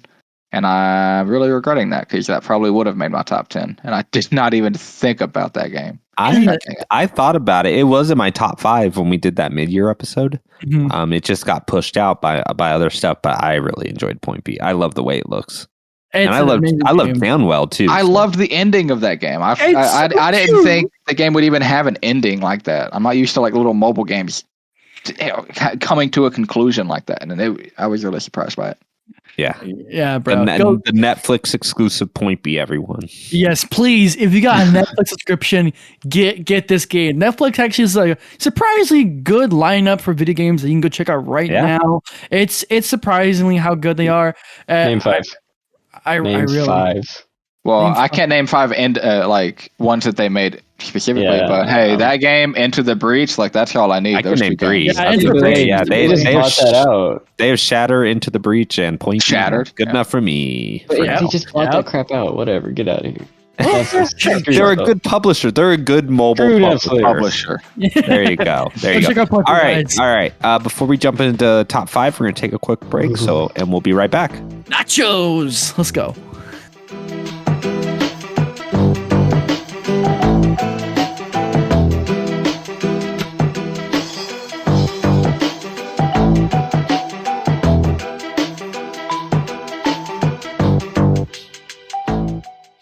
All right, everybody, we're back and we are down to it. We are down to our top 5. And let me tell you, originally this list was only going to be our top 5, but that would have been boring. So I'm glad we all decided to keep our top 10 because I came to my senses. I realized we would have too much cross. For the record, I was going to make concessions and be like, okay, top 5 and 2 shout outs. But I think the more I think about it, I think our 10 to 5 is going to be a lot more diverse than our 5 to 1. So, or maybe not. I don't know. It's been an interesting list so far. All right. So let me just jump back in here. I don't know if this will surprise you or not, but my number 5 is God of War Ragnarok. Holy crap. Man. I know. Holy crap. I don't know what Josh is being. I don't know if he's just putting on a show or you're actually surprised. I'm kind of out of it. Keep going. Okay. So God of War Ragnarok, I think originally would have been higher. I mean, awesome game. It's in my top 10. It's a great game. The writing, the character work, everything Izayah was saying is so true. How snappy it is, how fun the combat feels. My biggest gripe about it, I don't know why I'm saying gripe when it's our top 10. It's a great game. Why it isn't like in my top 3 quickly? Yeah, they're nitpicks. Yeah, that's a good word for it. It's just the way the linear kind of design of it kind of just blocks you off. At the same time, I don't like when it's open world, and then I don't like when it blocks you off with knee-high gates either. So I don't know what the right mix of that is. But the biggest thing for me is the way the story is. I mean, it's so well acted, and everything looks so awesome. And the story, it builds, it really builds. There's a point halfway through the game where you play as Atreus and you're somewhere that you weren't expecting you were going to be, this early in the game. And from there, I was like, okay, I'm really interested to see where this story goes and how this all plays out. And the more it went, the more I was like, oh, okay, it's just this never happened. And then it went all the way to the end. And the ending, it just felt like they were really building up to it the entire game, or they were building it up in the first 2018. And I was a little underwhelmed with the big finish, with this big battle at the end, and the way everything, and especially the way everything wraps up from the roll credits kind of scene, or the scene where it's okay, now you can do the rest of the stuff in the game you were waiting to do. I just really, I felt like they didn't take any really big swings at the end, and the story kind of fell flat for me at the end. It's just, they built up these characters so much, and I don't know, they didn't fall. But with that being said, I think it was a really fun ride. I thought some of the side stuff was really neat, and it looked amazing, and it was great. It was a great game. I think it just fell a little flat for me at the end, story wise. But yeah, number 5, God of War Ragnarok. If you guys would have talked to me, you said. If you talked to me 3 weeks ago, this probably would have been my top 3. So that's what I have to say about kind of where everything landed with that game. But it's not like it's out of my top 10. Still an awesome game. It's it is one of the big releases this year, and well deserved. So bravo. All right, Josh. I am gonna keep it super duper, duper brief. Are those words? All of them. They can be. I just pasted it. All right, moving on. I like our number 5s. My number 5 is Elden Ring. I really don't have much to say. I've rambled on it in previous episodes, and I'm sure there's going to be more people talking about it. I don't. It's not my favorite Souls game. It's not my favorite FromSoft game. Still a great game. Number 5. What do other people have to say about it? We will get to that. So exactly. Thank you for sharing your thoughts on Elden Ring. Whatever that is. That indie, that little indie game. I'm glad it's getting the attention it deserves. Finally, Colton, what is your number 5? My number 5 is Tunic. So I still have fond memories. So when I think of earlier on in the year, and when I was playing Tunic, I was so pleasantly surprised with how much I was enjoying that game. Like just the way it looked. I really liked the combat in the game. The progression felt really nice. Like every 5 hours in the game, you would unlock something and like, oh, I can, it's that same trope, that I think works well in some games. It's like, oh, I can go to that one area of the map that I've walked past maybe 30 times, and I'm like, how the heck do I get over there? And then whenever you have that option now, it's like, oh, now I have to go everywhere again to find out what I missed and find out what secrets I can find and the little the isometric view that you get from the game, I think was really cool too, because it had that, there could be I think there was one little passage that I passed by within the first 5 minutes of the game that you can go to, I think, in the very beginning, but because of that specific angle, you can't see behind a certain tree, so you didn't know that you could walk between those two trees and then go into this, whole part of the map. I didn't find that out till maybe 20 hours into the game. Stuff like that. I think a lot of that stuff was so well hidden throughout the whole game that it kept me wanting, my eyes were going all over the screen, constantly trying to make sure. A real hidden in plain sight, Yes, and I think the thing is there was so much of that in that game. When I would find one, I'm like, all right, that has to be it in this area, and it never was. I feel like it never ended. I feel like the secrets kept happening in that game. However, kind of like how I think a little similar to what you said about God of War. I think that the ending really fell flat, and it was really probably the last 5% of that game. It would probably be number 3. That's literally the complaint of that game. I've heard from everyone who likes this game or is talking about I don't know. End of the year, everyone just says, what is up with that last 10 to 5% of that game? Yeah, I know. I had to. It got to the point where one, it got way too difficult out of nowhere, and it got so monotonous. I just had to turn on. Thank God they had the hindsight to add an invincibility mode, because I wouldn't have finished the game. I would have just put it down and never touched it again. It felt like we missed half a game's worth of build up to what they were. Yes, it did. We're just jumping straight to this nonsense. What? I feel like I've missed so many. I'm lessons. not kidding you. I looked up. I after an hour of fighting a certain a room. I guess it was a room of enemies. I looked it up. I was like, did I miss something in the story? Did the game glitch? And it turned out it did not. Everyone else was having the same complaints I was. Yep. Not to say that the first 95% of that game though was so good, and I missed that feeling from that game. So that's number 5 for me. Nice. Awesome. I'm glad it got on the list. Me too.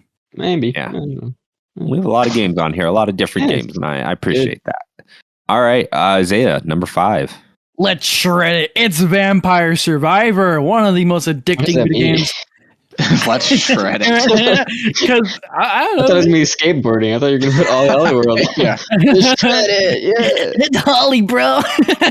No, it's Vampire Survivor is one of the most addicting games I played this year. It's easily one of the most fun and how do you put this? Gawking video games I've ever played.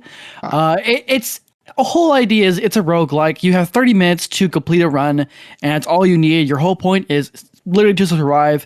As you go about the run, you are leveling up after killing enemies with a starting weapon, of course. which you of course get to choose, like leveling up that weapon, getting a new weapon, or getting perks. But the real meat is in evolutions. You can take 2 items or 2 like weapons, to a weapon and a perk, 2 weapons and a perk, and evolve them into something even crazier, closer and closer to you reaching godhood in this video game. It is so fun. You start off with this kind of ugly like grass plain level, but as you go forth in the game with its bonus stages and regular stages, they kind of switch it up with you with like different mechanics. Like, oh, if you step on this pressure plate, you trigger an enemy wave coming at you, or like you have these like coffins you can go find and explore to get new characters.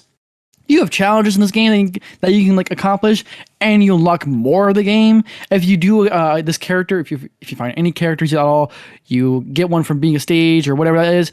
Play that character with a new item, be a run with that character, you get to keep that item. And they all like it all comes throughout all runs. It is so fun, and just like how much fun it is to like keep going back. Yes, they're 30-minute runs. These are 30-minute runs, but when you're in the moment, not if you die. Not. But like, it is quicker, but oh man, it is so fun to just keep replaying them. You never really feel like super like discouraged to not try again. And what's even cooler is how it pays attention to the timestamps that you are reaching within the level. So like say every 15 seconds, you probably get a bat wave. Every 5 minutes, there's like this wave of piranha plants. And like every like 10 or 15 minutes, or like every like 5 to 10 minutes, and another stage, you bring in reapers to do different things, and you're constantly learning more about this game. And what's even crazier is that there's more mechanics. And there's much more to do with this game, and it's bonus stages. Those are crazy. Don't go to the Bone Zone. Do not go to the Bone Zone. I'm serious. Stay away from the Bone Zone. I haven't tried it yet. God, it is crazy. But my favorite thing about this game is that I could turn off that music. I'm sorry. I'm a big music fan. A big video game music fan, especially. But listen, when I put on 80s rock with this game, or if I put on like the song The Touch from a Transformers movie and play this game, it becomes a whole different experience, bro. I am telling you. Put on some Queen. I could see it. Put on, get their regular show playlist on Spotify. Although Vampire Survivors has a very good soundtrack too. It does. It does. I can see it. Yeah. Well, we will come back to Vampire Survivors. I am sure. Yeah. Spoilers. I like your number 5, Izayah. Yeah. All right. Number 4. Number 4 for me. Any guesses? I'm just Vampire Survivors. You are wrong. It is Chivalry 2. Oh my god. No. Oh, dang. Okay. Wait, you gotta fix that. And Chivalry 2 is if you look at a trailer, you're like, oh, this is just like a sim, like a medieval like fighting sim game. And you don't really realize how goofy that game is and how tongue-in-cheek it is till you play it. Specifically, so this is a game where you have like you pick classes, so you can be like a bowman, you can be like an axeman, a knight, and it pits like 30 versus 30, or it can get larger than that, or 20 versus 20, 32 versus 32, I think. And it's usually like objectives, but the thing is, you're all just spawned all at once, and it kind of turns into this like beautiful chaos. And there's just so much stuff happening. There's if you double tap X or square, you just scream for like 40 seconds at a time. And there's just like so 60 people every time. 60 people on this map screaming their heads off, like carrying pigs, throwing barrels. Every weapon you have, you can just chuck, which is just a good time. Like your axe, your sword, shields. It's deceptively deep too. Like the tutorial, I like that tutorial shows you everything, but it's way too much all at once.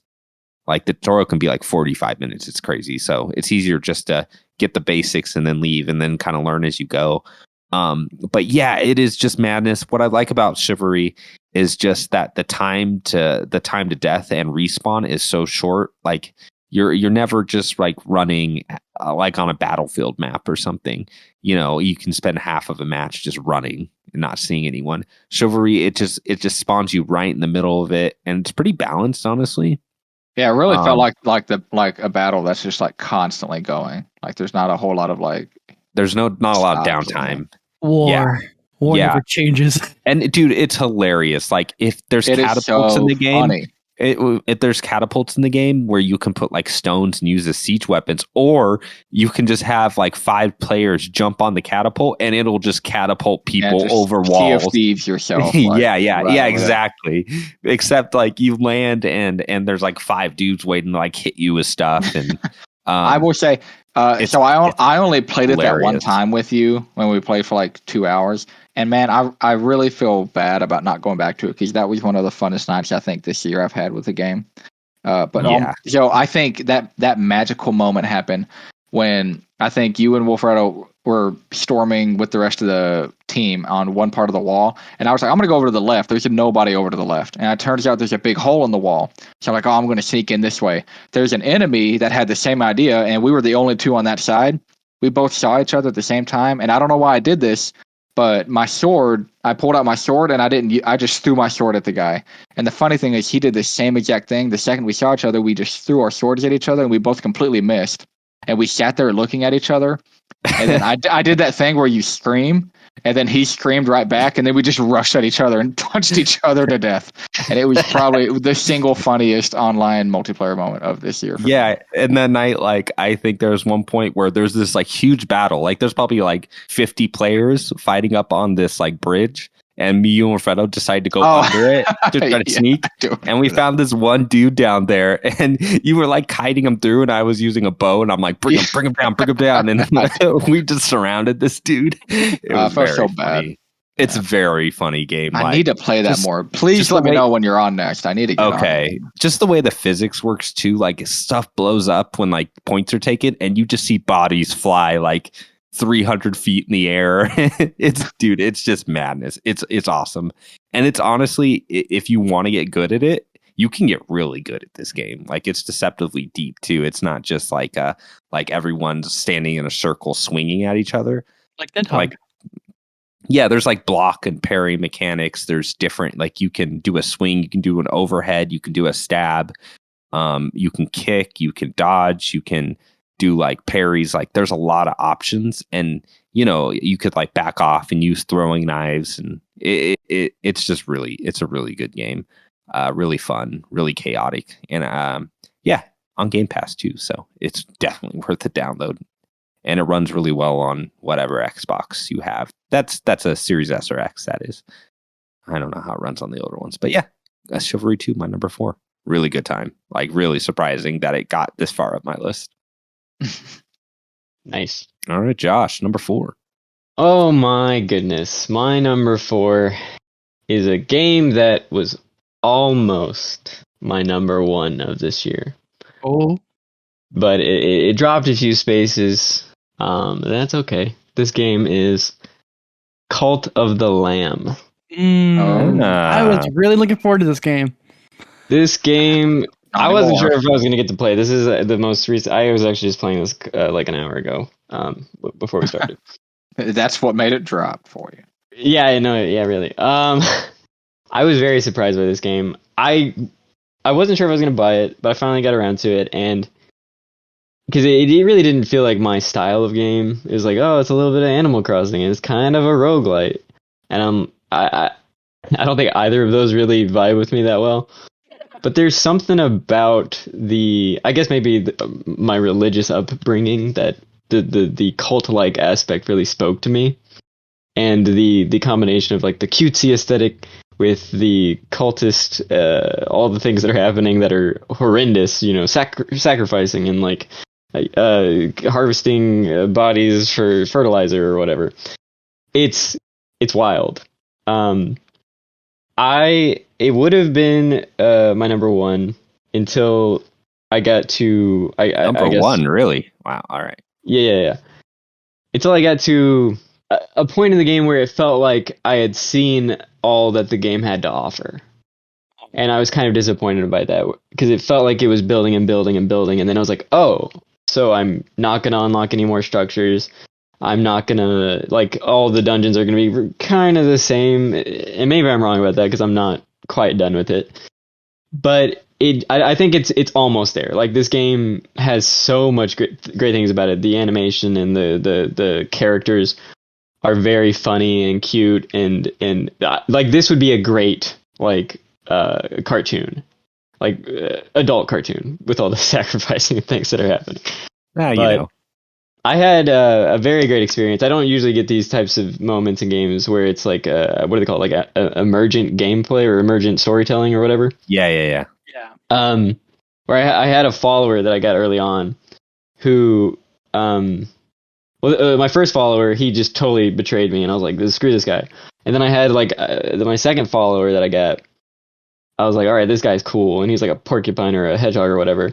I was like, all right, I'm gonna name you Kodak, and you're gonna be my my loyal advisor or loyal I don't remember what it's called, like a loyal enforcer. So he's gonna go around and like make sure everybody's like preaching to everybody, making sure that they're all loyal to me.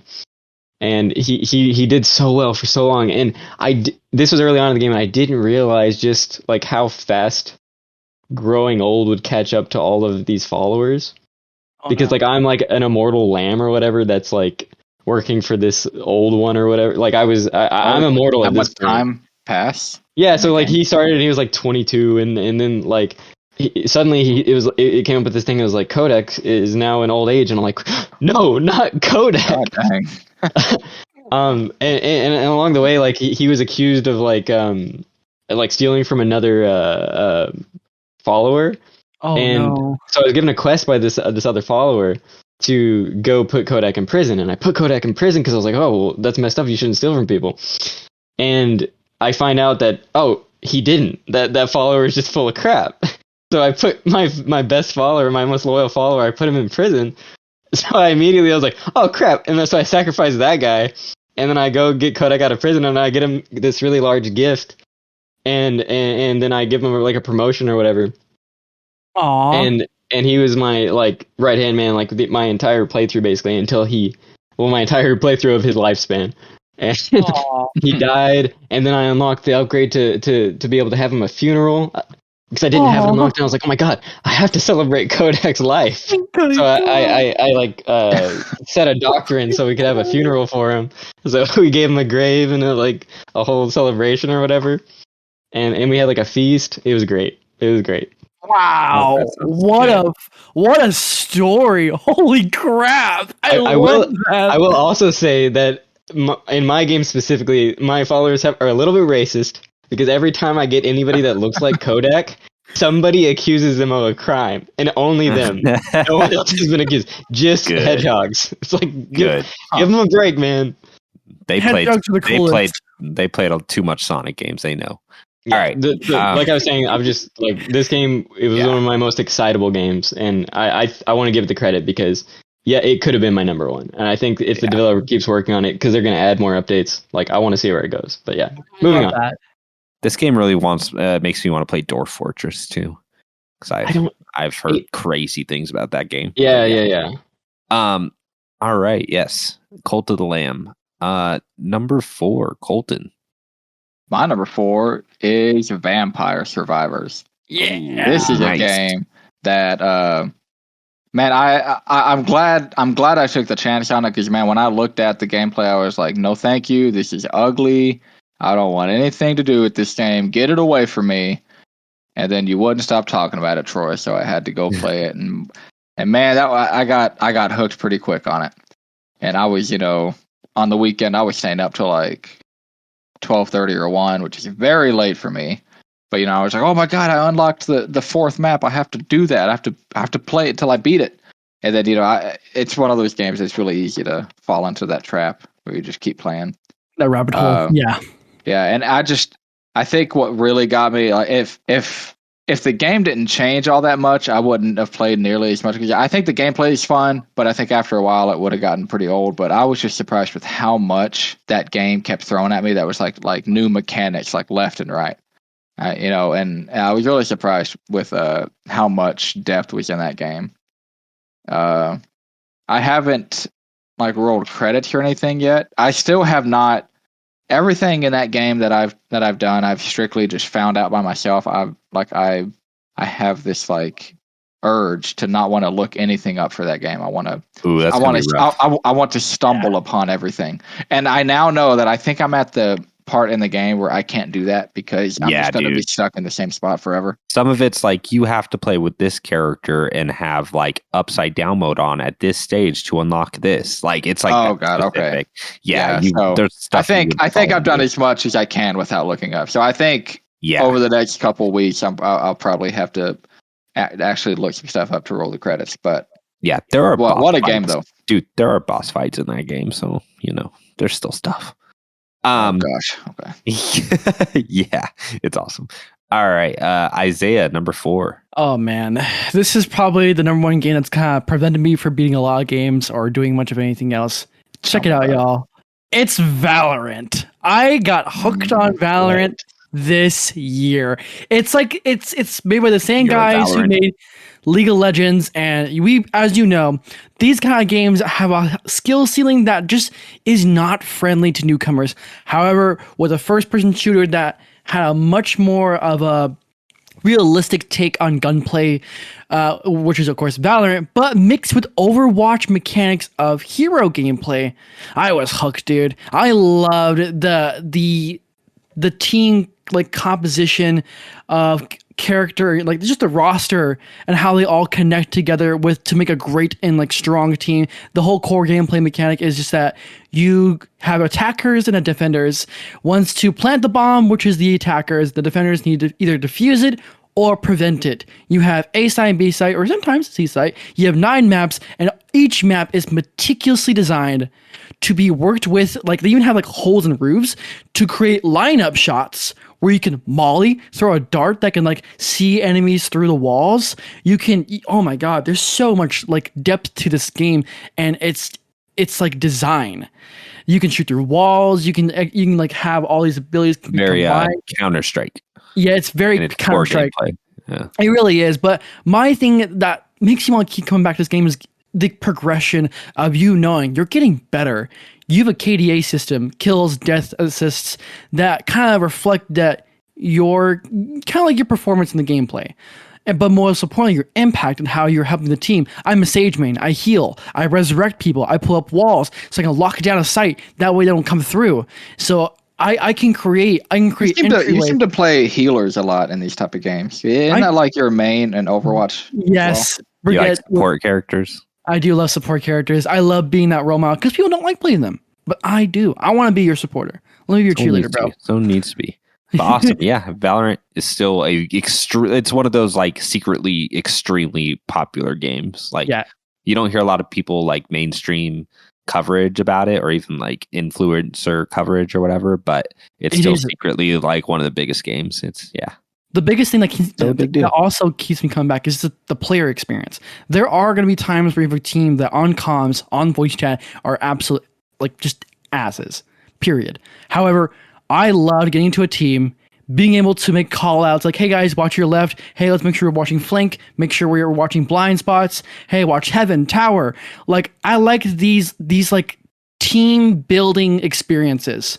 I love that. I love being able to like move a squad into a site to plant the bomb, to secure it, and I can wall it off. Like these mixture of flavors and ingredients to create a brilliant recipe of success is one of my favorite things about this game. And meeting so many nice, sweet, like educated people on this game is an experience that I can never match with any other game.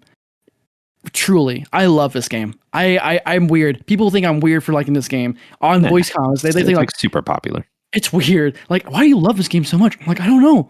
I don't. It's great. But I can't recommend it wholeheartedly. It's a high skill ceiling. It's hard to get into it. You're better off playing Overwatch, which is much more friendly. But I'd rather play Valorant. Let's be real. you can give it a go. Give it a go. Yeah. Free. Try it. Cool. All right, guys. We're down to our top 3. Here we go. Woo! Here we go. All right. Here it goes. My number 3 is Kirby and the Forgotten Land. Oh, There it is. There it is. That starts my top 3. And you can't do that. Josh already said Kirby. You got to pick something. Yeah, else. you gotta Okay. You're the faker. Just say Valorant. Okay, what's the Kirby game where you just play Fall Guys? That one, the download. Oh yeah, that yeah. weird one. Yeah. All right. So no. Kirby and the Forgotten Land. Awesome game. I mean, it is Kirby's first 3D adventure, but it reminded me a lot of Super Mario 3D Land, where it's contained enough to where they have to be. It's not like, hey, you have this wide area, and if you go far enough, you'll find something. They have to kind of have a space they can work with, and they find really clever ways of hiding collectibles or side paths or new abilities and weapons. And the awesome thing about Kirby is, yes, Josh, it's a pretty easy game, but it's deep in a way you were not expecting. When you get your upgrade system, when you find out, oh no, you can upgrade these weapons to a new level, and some of them have multiple upgrade versions of themselves. Yeah. You're like, oh, okay, wow, this is a lot. And then even after you beat the game, there's this whole other post game stuff you can do, which is crazy. But I love that you kind of have a home base where you get to build mini games and fishing ponds and stores, and there's a coliseum you can build that gives you Meta Knight's sword, and there's just a lot of cool side stuff that they didn't necessarily need to do. They could have just made a straightforward this is one, first level 1-1, 1-2, 1-3, Right. They put little challenges in the map, and yeah, it's just a really pleasant, awesome game. It feels great. The puzzles are they're not super challenging, but they're fun to do and pull off. Some of the boss fights, especially that end boss fights, it just goes full anime in a way you weren't not expecting. You're like, this is Kirby, and this is very epic. What's happening right now? It's my first time seeing that. That last cutscene where Kirby swallows the biggest thing you've seen him swallow yet, and what happens at that ending scene is very good and very fun. Very epic. So yeah, Kirby and the Forgotten Land was a surprise to me. It was a game I wanted to play, but I didn't expect to love it as much as I liked it. All the big mouth mode stuff feels really good to play with. That's the thing. Everything you do just feels really nice and natural, not clunky, Yeah. And that's hard to do in a platformer, but yeah, they just nailed it. They nailed it. I can't wait for another sequel to this game where they maybe expand things a little bit more and do some more interesting stuff, because it's just a really pleasant game, and a great Switch game. It is a game that genuinely runs still really well on the Switch. Question. What's up? Did you play it with Sam? Because me and my buddy John played together. Yeah. We played a little bit here and there where she was playing the Waddle Dee with the spear. And that's a good time too. I think it might be it's not entirely great for the second player, because it's much more fun to play Kirby. I agree. But it's much better than just playing Mario's hat or something. Or the Luma that can shoot stars. Yeah. It's a little more expanded, so it's a good game to play with kids or significant other that doesn't want to sit down and play the entire game. They can at least get a feel for it. And there's cute stuff, there's those little holes where you take pictures with that you can put the Waddle Dee and Kirby and take screenshots, and it's just a game with a lot of really cool little touches. And once you add it all together, it's just a really solid, awesome platformer. Platformer of the year by far, easily. I didn't play Tinykins. That is one of the games I didn't play. I a little bit regret, but that's not, collectathon games are not necessarily my jam, but I've heard that's quite good too. But Kirby and the Forgotten Land, awesome. All right, Josh. My number three. Wow, I can't believe this little platformer made it to my number 3. It's Tinykin. Oh, hey, are you serious? I'm dead serious. Dang, okay, God. I'm glad. I didn't think anyone played it. Okay, I'm curious to hear this. This game hit me with a lot of nostalgia. It just made me feel that excitement for playing a new video game that I had whenever I was 8 years old. It looks freaking awesome. I love it. It is a very pretty game. It does that thing where you're, obviously a tiny person in the large world. It's very Toy Story, Andy's bedroom. And I love that so much. Like it brought so many memories back from me playing video games as a kid, and it executed what it wanted to do very well. It is a small experience, so I did go back and forth. Did I want to put it this high on my list? It being so small, but I don't think that should hold it back, because this game as a package was just so much fun and is the happiest I have been playing a video game this year, and I think that should count for something. Game Pass too, which is nice. You know what it reminds me of? Yeah, it's on Game Pass. Yeah. I don't know if anyone here is going to... Toy Commander on Dreamcast. No, what are you talking about? There's a game called Toy Commander on Dreamcast, and it's awesome. It's fun. Sometimes I feel like you were born a decade before any of us. You know what? In some of these cases, I was. Maybe over a decade. Yeah, don't pass on Tinykin. That game is very good. And if you have Game Pass and it's still there whenever you hear this, like, play that game. It's great. It still is, and it is like I feel like I need to at least get my hands on it. But yes. Colton, number 3. Bring it out. Fortnite. Let's do this. That's right. That's right. It's Fortnite. It's Fortnite because guess what? The game is still good. They're still coming out with good updates. Yeah. Chapter 4. There are a lot of new things in this game. It's freaking great. People and more stuff. But more importantly, I think it's more good stuff. Mm-hmm. I think they're really good about adding stuff to that game, and most of it being, I think most of it's always making the game better. Mm-hmm. I think they're good at that. I think when it comes to like gameplay mechanics or weapons or items that you can get in the game, I just think that they're really good at just like switching it up. You know, like the game can be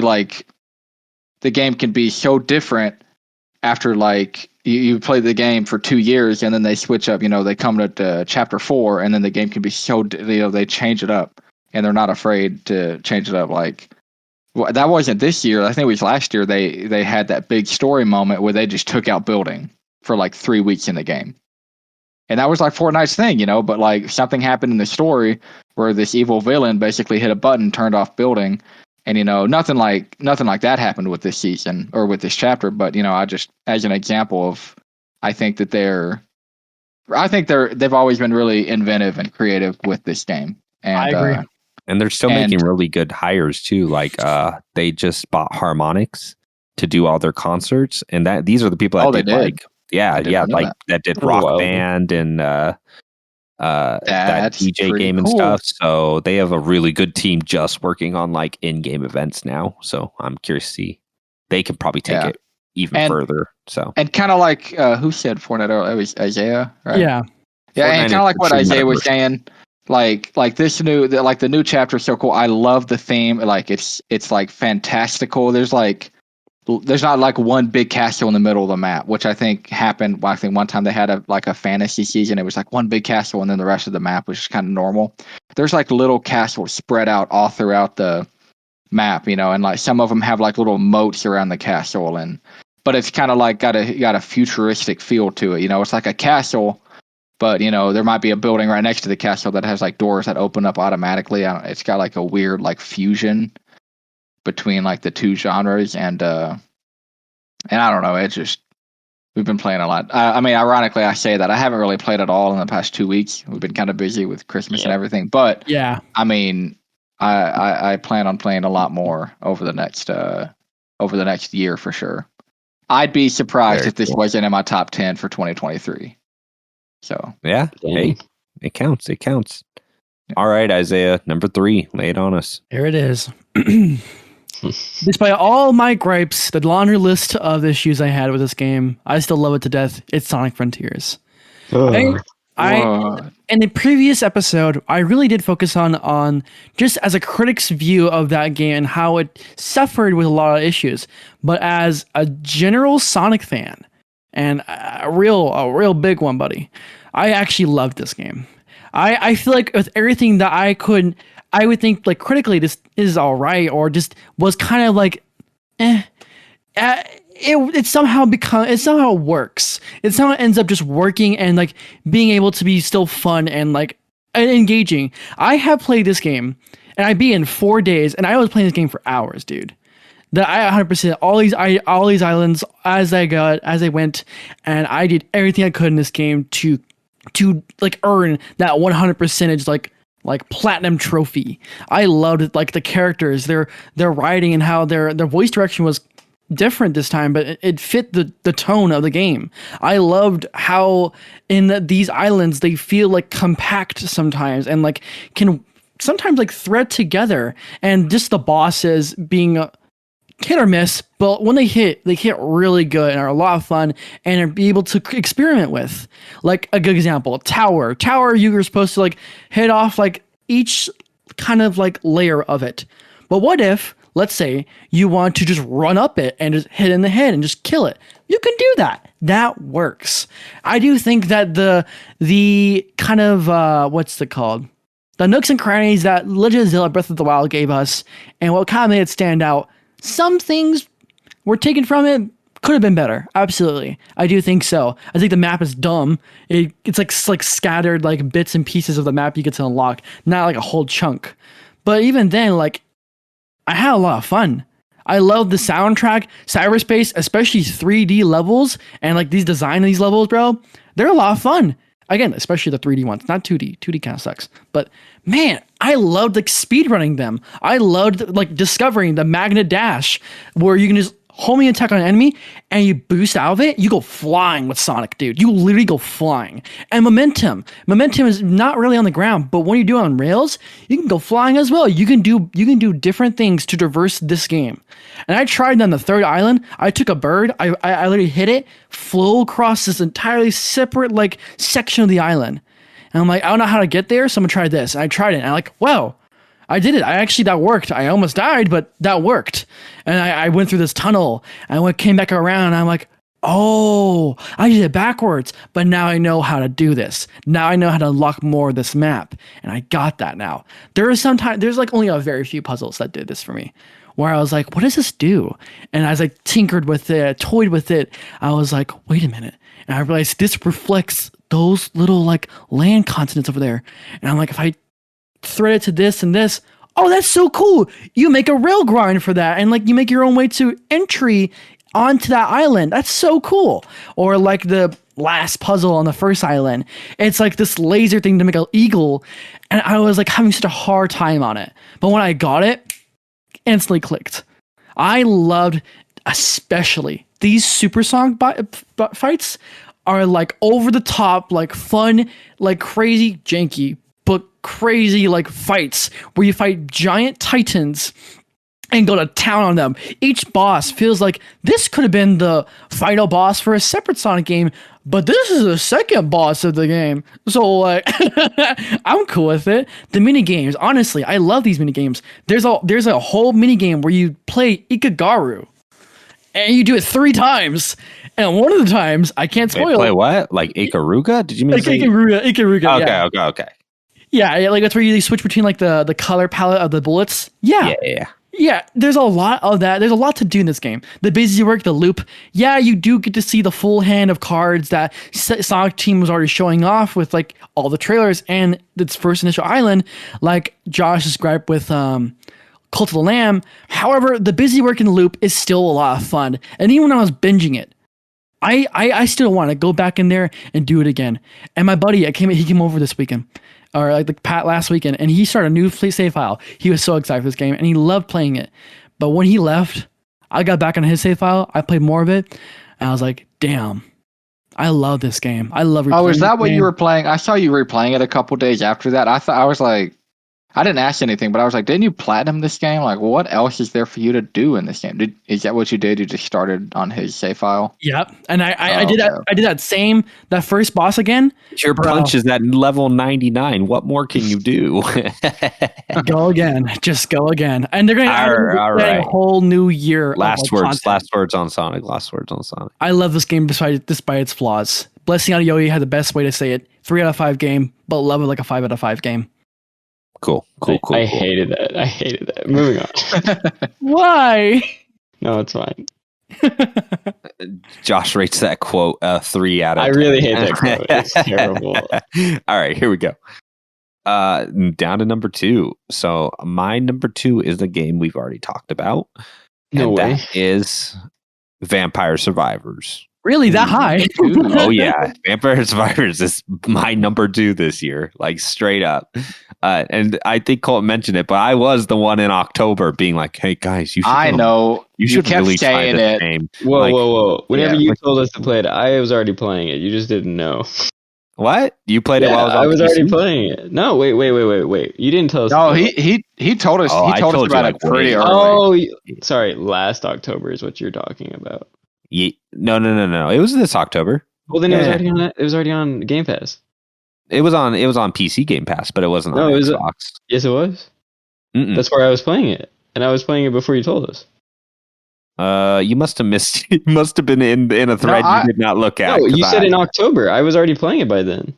Were you? Okay. Yeah. Well, I might have been playing it before October. I was playing it before it came to console. Yeah, I'm pretty sure when it came to Game Pass, it was on both. No. It was on PC Game Pass for quite a bit longer. Not quite a bit, but maybe like a month ahead of it. Okay. Well, it was definitely on console in October. Okay. But go ahead. Okay. But yes, I was there. I was there early on. I was like, guys, you should try this game, because I had heard like rumblings for like a few days about it, just from people I've listened to, and I'm like, I even did the same thing Colton did. I looked at it and I was like, this seems I didn't get it, but Vampire Survivors, the whole thing about it, the reason it's my number 2 is it's just so deceptively deep. Like the minute you think, okay, I've seen everything there is to see for this game, or I think I know, where it can go next, like a bonus level opens up and you're like, oh, this is weird. Or like a new character comes with a new weapon, or, all of a sudden there's like a shopkeeper and you're like, okay, there's like a boss fight. There's different things that open up different powers that you wouldn't expect, that you're like, whoa, I can do this now. Like I can level up my weapons past their max level now. Like because of this one item I picked up. That's a permanent upgrade. There's just like, it just goes deeper and deeper. And then I think like a week ago, the DLC came out for $2, by the way. And the new level is even cooler. It's like, you know how all the other levels are just kind of big open areas with like an aesthetic or like a theme? Yeah. Mm-hmm.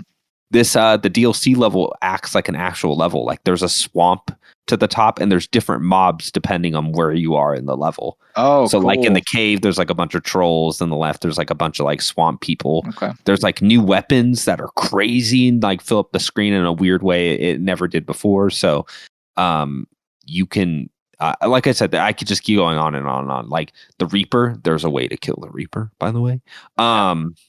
Like it's just it's such a simple game and it's super satisfying, but the more and more you go down the rabbit hole, the more you're like, oh man, this thing is just like usually with a game you're like, okay, I see where this is going. I see, like, I kind of see the end goal here, you're like, okay, I can see how this progressed. But every time Vampire Survivors progressed, I was like, oh, I did not see this coming, or I didn't know you could do this, or I didn't know, like, sometimes just weird stuff happens. You have to look it up and you're like, oh, I wouldn't have ever thought to do that, but that's really cool. So yeah, Vampire Survivors is like a super big surprise. And I just really think, it's almost a new genre of game now. Like it's already happening, but we're going to get survivor games where we're going to call them, I don't know, like the survivor genre. I've already seen copycats like on iOS and stuff. Oh yeah, and that's I think that's going to continue for years until one day we'll be like at a Game Awards, or there'll be like a weird E3 or Nintendo something, and all of a sudden like Vampire Survivors 2 comes up, and that's going to be a really big deal. It's going to be a really big deal, because Vampire Survivors is like maybe the biggest surprise this year, and it's just really awesome. And I remember everything I said about roguelites, like throw it out. Like this is that, but for some reason there's something about it where I actually don't think that this is a roguelite. I think it's a misnomer. I know there's some elements that are similar, but it does not feel like one at all. Yeah, it doesn't. It really doesn't. It almost feels like a high score game. I don't know. Yeah. There's something. It feels like I'm playing like Galaga on the arcade or something. Like to dumb it down a bit, I guess. But yeah. Yeah, it's just so satisfying for a game where you don't press any buttons.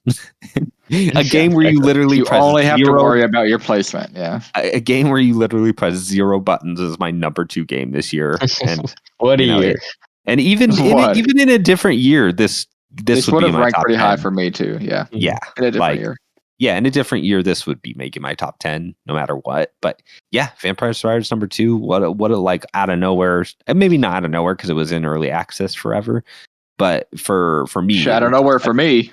out of nowhere, and I was like, wow, this game just right at the end of the year, amazing. So All right. that's my number 2. Josh. All right, I would like to make a formal apology to Troy and say that I looked it up and it came out on consoles November 10th, and my month must have just blurred together because I swear to God that was October, like early October. But you're right, console release was November 10th. Anyway, my number 2 is a game that I played this year. Oh my gosh. Well, this is a good start. This is a really good start. Yeah. You can't say that at all games. You've met all the criteria. That's true. No. There's a lot of punching in this game. This is a game I almost quit playing multiple times because of how difficult it was. Oh, I know what it is. I know what it is. Yeah. But I'm glad I didn't give up because I think this gives the same sense of accomplishment that I get from like Souls games, with the combat style of like Arkham or Spider-Man or whatever. This is Sifu. That's right. Yep. This game is fantastic. There's a little bit of missteps here and there with like it's so nitpicky. Like this game is so well thought out, well rounded. It's the right length. Like they didn't go too short or too long with it. It gives you the opportunity to perfect your runs in different levels. And some people complain because it's like, oh, there's not a lot of variety because you just do these like few levels, but you're just trying to do them as quickly as possible, as best as possible, taking as few hits as possible. But that's what I love about it. It's like you want to try to perfect each level, and there's only like 5 or 6, something like that. Right. It is so solid. This is my favorite combat in any game that I've played in a long time. I wish it was expanded upon to something really bigger, awesome but looking, yeah. for the size team that this is coming from, I think it is so well crafted. They did the thing, and I was very happy to play this game this year. I need to come back. I need to come back. I played at launch and I fell off, and I don't know what they've added. I really thought you were a little bit lower on this game, Josh, the way you talked about it. How did I talk about it? Like you just talked about how hard it was and how like and I mean you came over and you dropped it off at my house. I thought you were like because you didn't beat it, right? I thought you said you didn't beat it. Oh no, okay. So what happened was like I got so close to like this is gonna make me sound like a fake gamer. I got so close to being the last boss that I was like, you know what? I think I'm okay. I think I can like give my opinions on this game. Like I don't need to get that last punch in. I'm done. Like it's fine. Because I spent so long on the earlier levels. Like I get it. That last level, I was like, okay. I obviously tried several times, and then I got to the point where I was like so close to defeating that boss. I did that with another game, I think, recently. But yeah, no. Moving on. It's a great game. I didn't have to get that final punch in to say that this is my number 2 of the year. Very nice, very nice. Colton. All right, Colton. What's your number 2? It is Elden Ring. Oh. Talk about. So this has been a year. I think I've played a lot of games that I normally wouldn't say I would play any other year. I felt a lot more adventurous this year, and I think Elden Ring might have been, the start of that. It might have been the reason for that, to be honest. It just, Troy, I think your excitement for it really pushed it over the edge for me. I was like, you know what? I think it was like a week before the game came out, and I was like, you know what? Yeah, I think I'll probably buy this. I'll play it on day one. I kind of want to be a part of, everyone talking about it, and I liked Bloodborne enough. I didn't finish it or anything, but I played like, I don't know, maybe it was like 35 hours of it or something. No, I played enough. I could probably get it's a good percentage of this game done before it kicks my butt where I delete it. And man, it's just something a little bit different with this game that was just different than I expected, and it really grabbed me, and I enjoyed it so much. Like, it's one of my favorite games of all time now. I just Wow. yeah. I've been thinking about wanting to go and replay it now, but not like I don't even want to play New Game Plus. I want that whole experience again. I kind of want to start over from zero again with a different character, a different build, and what a game that was for me. What a game. Something like that, and Vampire Survivors, and what other games did I have on here and like Tunic. Those are all those 3 games specifically that made my top 10 this year are not games I probably would have looked at in previous years and been like, yeah, that looks like a game for me. So this has been an adventurous year for me, and I think it's paid off for the most part. And no, I was super happy that you decided to pick it up, and even more happy that you honestly, you platinumed it. I didn't even do that, so yeah. But Impressive. yeah, all right, Izayah, number 2. Let's get into it, baby. It's Neon White. Oh, Nice. I love this game. I knew it was going to be your number 1. When I was babysitting this summer, I was basically at my grandma's house majority of the time, but I had my Switch and Neon White, and my God, it's my favorite platform speedrunning games of all time. And man, this game kind of changed my perspective, like what I want from a Sonic game, which, is speedrunning. You're right, Troy. I do like that, and I do want that.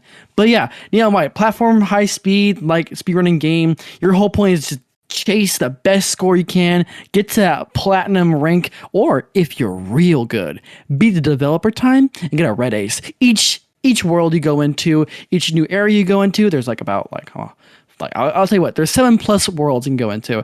They add a new mechanic at you, they throw one at you, bro, and it's so fun. Each weapon you get in this game builds it up from oh, this is good to oh, this is great, oh, this is awesome every time. And these characters, bro, the designs, the visuals are awesome. I love the audio, the visuals, first and foremost. It looks so pretty when you're actually playing the level, despite speeding through all of it. It is so pretty, despite how sometimes it can be very simplistic with its design and the levels. And its character designs go so hard, bro. I love these characters. And now the actual character voice acting and the writing, I love it. It is so funny. I like to quote something real quick. Oh, hey, White, isn't it freaking crazy that John Cena is here in heaven giving us missions? And they're all so lovable and charming. Mikey, he's an angel cat. He's like, why is everyone calling me a cat? Y'all, have you ever thought about, hey, how you doing, Mikey? Where you been, Mikey? Hey, Mikey. No, it's always, I'm a cat angel, not an actual angel. Oh, and the side stuff, what is it? The Danganronpa, the persona aspect of those games, Troy? Yeah. We have that in this game, and honestly, I love them. It gives me more context to the story and the background of these characters. Where at one point, you just heard the word poggers being thrown out, and oh god, a dumb term like that, and something so silly in this game. Then the next moment, you're actually having a genuinely heartfelt flashback. You're actually having a poggers moment. It really is. I was streaming the last 7 hours of this game one night, and I literally got to part of an end game moment where it gave the last bit of story to put the pieces together. And bro, I sat there and cried. I loved that payoff. I loved the attachment I got to get from these characters and their story and how they all connect to Neon White, the main character, and how he's amnesiac. Amnesiac, is that a word? Yes. Yeah. In heaven, without really remembering what happened to him before he died. It's so fun. It's non-stop action-packed fun video game ever. I love it. Check out Neon White, bro. I think this is going to be the game where I'm going to play it finally, and I'm going to regret that we've already made our top 10 episode. I'm so afraid that this is going to be my 3 or 4 in reality, Right. So I do need to do that now. Josh, did you beat it? I can't remember if you said it. No, I'm on the last chapter. I think Izayah, is there 12 chapters? Oh, you did say that. I'm sorry. Okay, yes, there is. I didn't want to spoil it, but yes, there's. It's not a spoiler. Look at the trophy list. They don't. I guess so. Sure. I just want to keep the. I was just making sure the number was right. Yeah. All right. So I'm guys. at the end. Yeah. Oh, okay. Are you ready for our number one picks? I am not ready. Play these games. I don't know what would you yours say is possibly- missing from my what Troy, would you is better missing say from my Fortnite. list? You better say You've Fortnite. already said all the good games that came out this year, so it has to be Fortnite. Hey, It has to be. Oh no, I'm just ruining my font on the doc here. All right, my number one game this year. To no one's surprise, this shouldn't have surprised me. It didn't. It's Elden Ring. Yeah. And Elden Ring. To be clear, it's not even my favorite Souls game. Even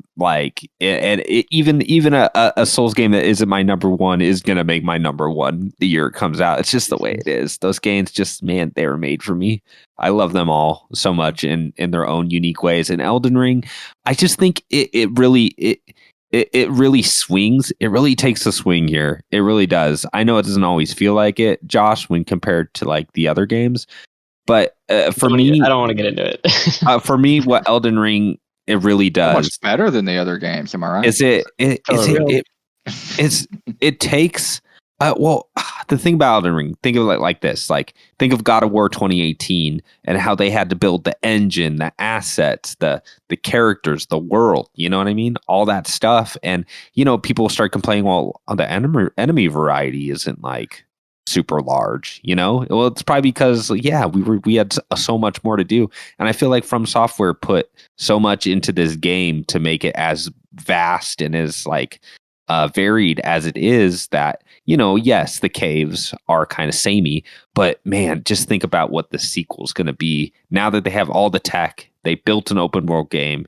They've learned a lot from Elden Ring. Like, I think the DLC and the next game is just going to be even better. But as far as the Elden Ring itself, there's just so many moments where I was running around, and I've ran around in plenty of open world games, and there's just not a lot of open world games where all of a sudden I'm like, oh my God, what is that? What is, whether it's coming from the ground, coming out from the sky, like all of a sudden there's like a weird orb above my head, or there's a weird NPC, I'm smashing a pot and one of them just ends up being a dude, like in a pot, like that you could have totally missed. The whole General Radon fight is such a crazy, epic departure from any other Souls boss. And even like the lore, I think even the lore for that fight was like really, the lore is always good. Like all the buildup, like you're finding different people in the world, like that pot, like the warrior pot that's like, I'm going to the tournament, and you're like, what's this tournament? I'm going to the tournament. And then finally you get to it, and there's this big like prolonged cutscene, and then the first time you spawn in and you just see this massive dude riding this tiny horse and like 30, and then you figure out you can just like spawn 30 people, and it's just such a wild fight. And there's the first time you go underground and you're just like, wait, it's a little deceptive. Like at first you think, oh my God, I'm never gonna beat this game. There's like a second game down here, But just the art direction where you look up and there's like stars, and the lore behind the stars where like those are just like man-made stars, or the culture that was under there built them, like built a fake sky. And sweet. The way everything at like Volcano Manor works, where it's almost working against the place you spawned. Not to mention, there's one time you spawn in the place you spawned like 1,000 times, and you're like, oh wait, something's different, and then something crazy happens. Like there's just so many. I can just keep going on and on about like just weird, crazy moments, weird like Pope turtles you run into, like and I do get it. I mean, my favorite. I think my favorite Souls game at this point is Sekiro, and that's a game that is just so unyielding and tight. It's like the opposite of Elden Ring. And this is the game they made before Elden Ring. Like they did make a big departure from Dark Souls 3, and that was Sekiro. Yeah. And Elden Ring was like, choice. We're going to go like a crazy different direction from even that. And honestly, this is like the first open world game From Soft has ever made. And I can't think of another open world game where they've had such a crazy like first effort at it. I mean, the obvious one. Oh, wait, who? Breath of the Wild. What are you talking about? Yes. Yeah, Breath of the Wild. And Breath of the Wild is its own thing too. But yeah, I mean, that's what I mean. Like when you're talking Elden Ring, you're talking like you're talking about other games that are the best open world games in video games history, and Elden Ring is in that conversation, which is just, it could have went wrong. It could have been like a slog. It could have been, but the way they did smart things, like making the horse so mobile, like it would have been such a slog to just have to run like and fat roll through an open world video games. Yeah, like they did things like that you wouldn't expected them to realize. Like they still made a fun game. It's a Souls game, but they still made it fun. Yeah.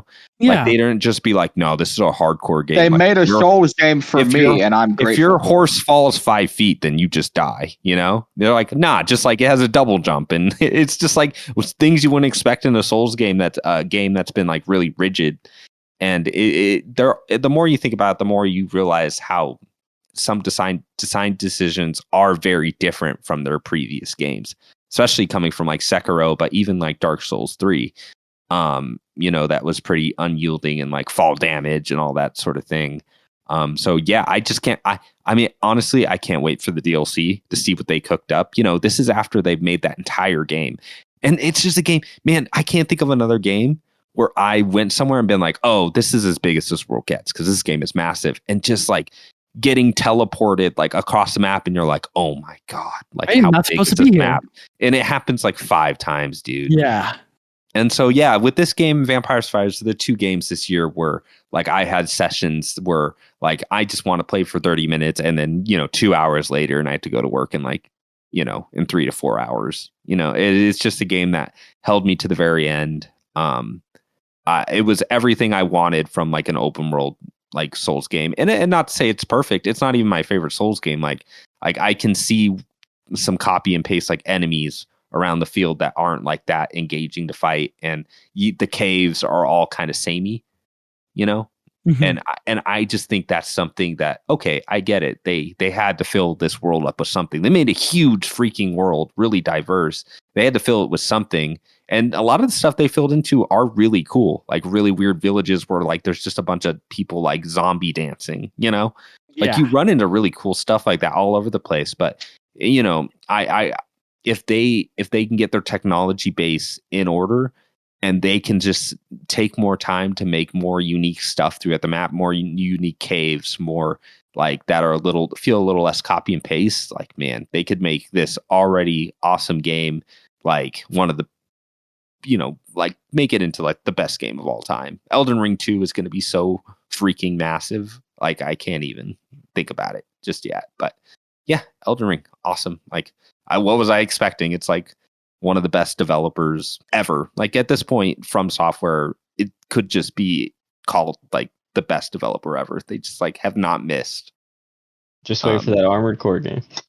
Yeah, dude, we'll see. I would not, if there's a developer I would not count out, it's be From Software, like, yeah, just awesome. All right. I don't think we're gonna have another Dark Souls 2 Marmot.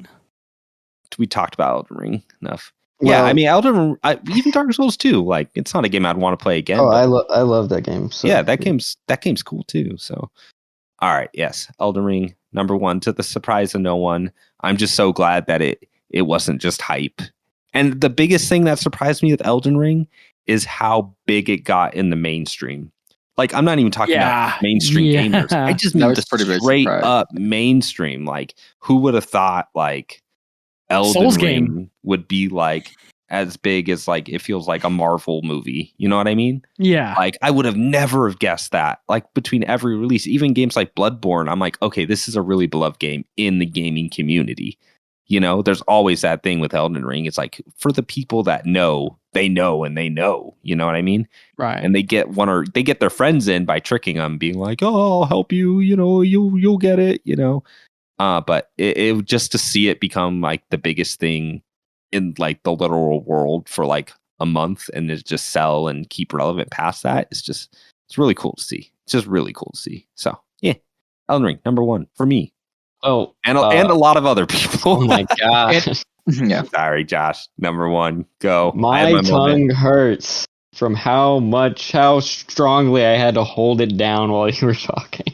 I understand. Just biting down on my tongue. Hey, Josh, don't worry. There's a rumor that that that the Bloodborne remake is happening at whose studio. I don't believe it. A Blue Point Bloodborne. I don't believe it. I know. It's because it's too good to be true. I understand. It's just safe to not believe it, right? To be fair, though, I think Demon's Souls art direction, like the remake by Blue Point, I didn't love. I think it was very good, but I think it missed the mark. And it ran like freaking butter. It's beautiful. Yeah, it's just that I like From Software's, since their art direction and everything. I like that. It looks kind of grimy. I love it. I know. Anyway. Elden Ring could have easily been my number one if they would have made it good. Number one was this year again. No surprise, I guess, because I've ran out of games to talk about. God of War Ragnarok is my number one. I didn't expect it to be. So, Josh, before you say anything more about that, I really thought. I know you were talking about how the ending kind of fell flat for you. And you talked so much. I felt like you talked a whole lot about Vampire Survivors. I thought that was going to be your number one. Yeah. I guess to keep it short for that on the podcast, Vampire Survivors was very good until the facade of what it was doing really, like, I realized what was happening. I was like, oh, this is a bad game. Interesting. Yeah, so I did not make. Sorry to interrupt your God of War thing. It dropped so hard off my list at a certain point. I didn't finish it.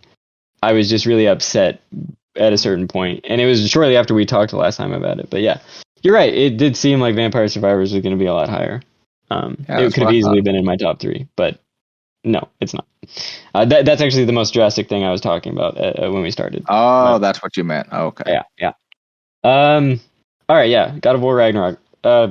It's frustrating because it's just such a solid game because it's made by a studio that is known for making solid games. They've got the funding, they've got the talent. It's no surprise. Like, it's just, this isn't an interesting number one. Like Elden Ring, it's a lot of people's number ones. I get it. It's the year. It's the talent. Yeah. No, I get it. This is what I'm saying. It's like, if this were to come out next year, no way. There's no, unless everything just bombs next year, like, there's no way that this could have stood up to everything coming out next year. That's my opinion. Like, I like this game. I like all the games on my list, but this year was weak for me, and I think this game was a little bit weaker than the first. Agreed. Agreed. It tried. It was more ambitious. We'd like to say that. It was more ambitious, but it didn't nail what it set up. Like you were saying, Troy. It started a lot of like story elements and introduced new characters. And then it was like, but we're really not going to go anywhere with them. It really only had one story to tell, but it kept tricking you into thinking that it was going to be a bigger story to keep you interested. And that was really kind of annoying to me. But the core story of it was heartfelt and meaningful to me. So the story for me, it doesn't drag it down. It just, I think that they missed the mark on the side stuff or the kind of like B plots. They were unnecessary. The game could have been tighter, but what was there was amazing. My complaints about the combat still stand in the difficulty. It was a little weird and wonky. I got a little too upset about it before, but it was just wonky. Wonky's probably the best word. It was weird. Troy, you are so annoying. It was just it was just weird. It had a weird way. I just really get into the kind of like game design of it, and I thought the difficulty, the design and the difficulty was off, and that is one of my big complaints. But in the grand scheme of things, it's just a little complaint. It's just a little part of it, and I ended up keeping the difficulty kind of lower for the majority of the game because I found myself just kind of wanting to know what was happening in the story. I didn't feel like the combat was as fulfilling as games like Sifu or the Souls games. So I just, it's great combat, but the story is why people love it. The mocap, you know, how great Kratos' wrinkles look on his forehead and his neck. Right. Like, they're amazing. The best beard I mean, honestly, the story disappointed me, but what the thing is all the acting and the way that characters interact with each other is like world class stuff, man. Like, no, I guess I misspoke. I agree with you, Troy. Like the story fell apart. I think the character stories, like the characters' relationships, I guess is what I'm looking for, is why I liked the game. Yeah, that last scene, not necessarily the story beats. That last really heartfelt scene with like Kratos and Atreus and stuff is like, man, spoilers, so good. Yeah, no, it's a great spoilers. Game. Yeah, I could talk forever about it, honestly, but I'm really trying not to. So, great game. Number 1, God of War. Agreed. Awesome game. All right, Colton, what is your number 1? I mean, it's also a pretty boring answer, but it's going to be God of War. I mean, this is the most, Colton game that you could... It absolutely is. I mean, there is something about Kratos, about like his character interacting with a character like Atreus, like that hard and soft, like constant, like, there's something about that type of story mixed in with that gameplay and like, and side characters. I think really, really awesome side characters. I mean, this is the most me game that I can think of. So I absolutely love the game. And I feel like, I think I had the same feelings with the first game, that I feel like that when I started the story, I was thinking, okay, this guy came to my house, he started a big fight with me, and later I found out that was Thor's brother. I was like, okay, so this game is going to end in a big fight with him and Thor at the end, and Odin's probably going to make an appearance, and then it didn't happen that way. It was like, oh no, this is just Kratos and Baldur the whole game. And I actually really liked that. I was like, oh, there doesn't need to be this huge, like, I don't really know what I'm trying to say. I remember being surprised by like where the story went in the first one. So it's a lot more personal than like the epic Pantheon fights. Yeah. And I get it. And I think this one, I was trying not to have any expectations. Like I don't think I was, like, I saw that they were building up to something.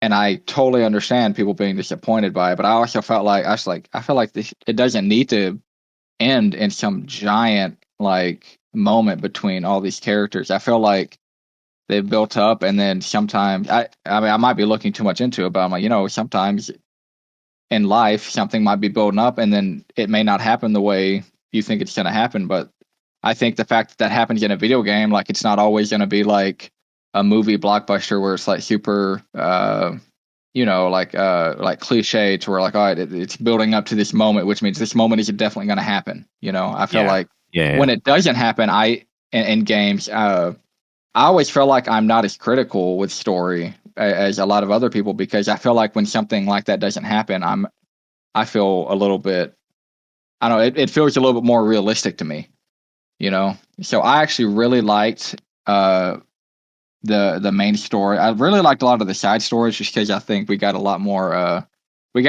Mimir past that I just really liked that character. I think getting to know him a lot better was really cool. And some of the twists that happened in the story I really enjoed. Oh yeah, the big twist. That's a cool. Yes, I was very. I thought that was really cool. I want to talk about it so much.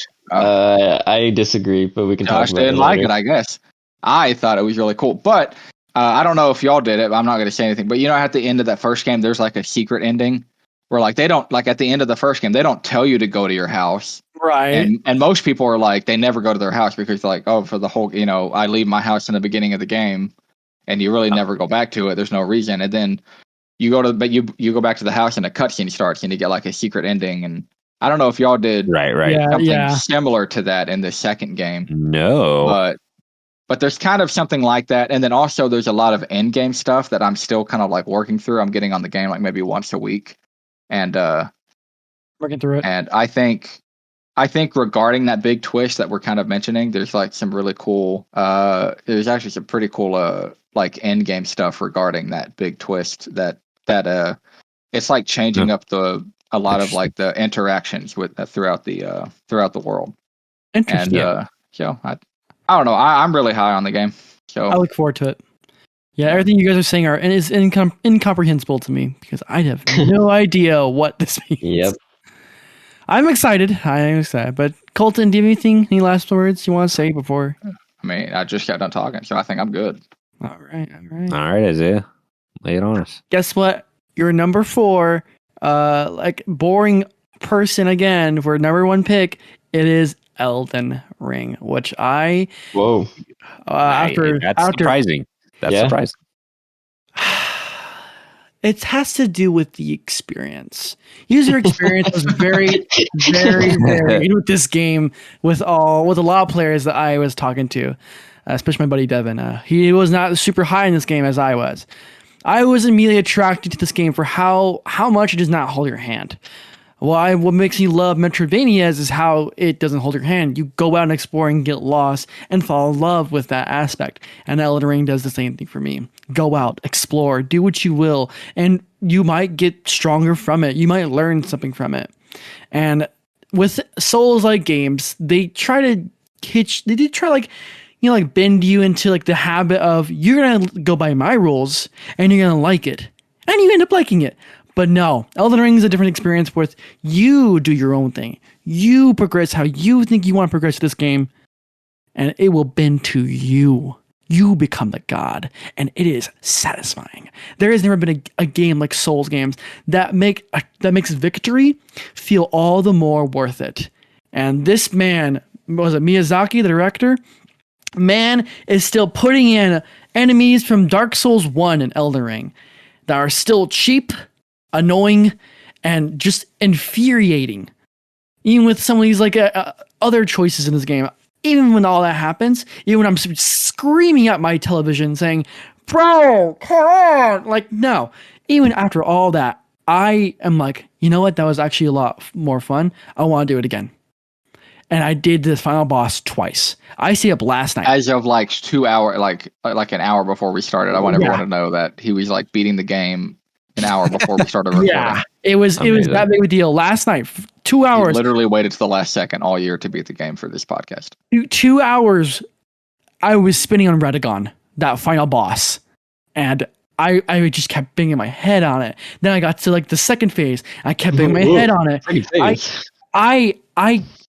I struggled with this game. I struggled so hard to get into that skill check. But whenever I overcame a battle with my teeth gritted, sweaty palms, I let out the biggest gasps ever, bro. I'm you did the thing. Oh. I love Elden Ring. Every experience that every player has feels personal. You talk to your buddy, they say this one thing, and you're like, "Whoa, I didn't know about that." And you talk to another buddy, I did this thing, and you're like, "Whoa, I didn't know that." That was my biggest compliment when this game initially came out. I've said this before, but that's what made me fall in love with this game. Because every time I talk to someone about it, it was like, what? It's kind of like how Vampire Survivor has so much depth to that game that you're constantly finding more stuff about it. Whether it's through YouTube, your friends, anywhere. I love that. I do think this game is beyond difficult. I think if you want to play an accessible Souls-like game, go play Dark Souls 1 Remastered, like I did.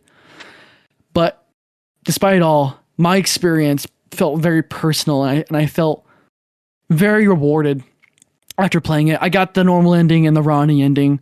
I didn't get to experience as much questlands as I did, but that lore, these characters, the writing is so immersive. And I love George R.R. Martin's direction for the writing and how it went. Mm. I didn't get to experience as many cool things as these guys did. I feel like I'm missing a few holes or that need to be filled in for my experience. You don't even have that north part of the map. I don't know. Far north part. Very far. What? That's crazy. That's insane. Crazy. That's like a fifth of that game. I know. That's what I told him. I was like, "You're missing a huge section." It's part of an ending too, which I will go back to. But I mean, you don't even fight the giant. That's crazy. But that's cool. Troy said everything about this game perfectly, and I thank you. Only thing I gotta add is just how much that, despite all the blood, sweat, and tears, my rage, I am still hungry for more. Wow. I love this game. Rise, my daughters. This is amazing. It is game of the year. And you haven't even done the ending where you strip down to your underwear. Yeah. I mean, the way I see it is we have our personal game of the years, and and like mine just so happens to be Elden Ring, but this really is the game that took over this year, like conversation wise, and even outside the gaming world, for whatever reasons that was. Whatever they did, it clearly worked. you haven't heard of Point B. Yeah, So I was gonna say Vampire Survivors is probably similar in this. Even if Vampire you're not the biggest fan of like what Elden Ring did as a Souls fan, like a previous Souls fan, now Elden Ring is going to give From Software the money they need to do whatever they want. They can do whatever they want, and every publisher will be like, yeah. Well, I don't care. I don't even know what you're saying, but we will give you all the money you want. Now they can just walk up to Brandon Sanderson and be like, "Hey, let us do the same thing." Oh, dude, for real. Brandon Sanderson loves Dark Souls, by the way. Yeah. So they got the wrong author on that one. I will say one last thing. Did. What's up? And it's that when I started the game, I walked out of that musty cave, very dank, and came out to this brimming and vast world of Elden Ring. Until you got your head caved in by the guy on the horse. Yeah. Yes. But I remember walking into the field with my headphones on and like listening to that somber, like just light music and that beautiful sound design of the wind, and thinking, it really is just a this is it. Yeah, dark version. Yeah, but yeah, and I mean, just say like a negative actually is it does have performance issues, but the nice thing is I started it up recently. And the VRR on PS5 that came out like 3 months ago, like totally smooths over that. It's like a really smooth game for me now, and that's really nice. That's good. It's not anything they did. It's just because PlayStation was like, we'll put this in finally. But yeah, that's our game of the year, guys.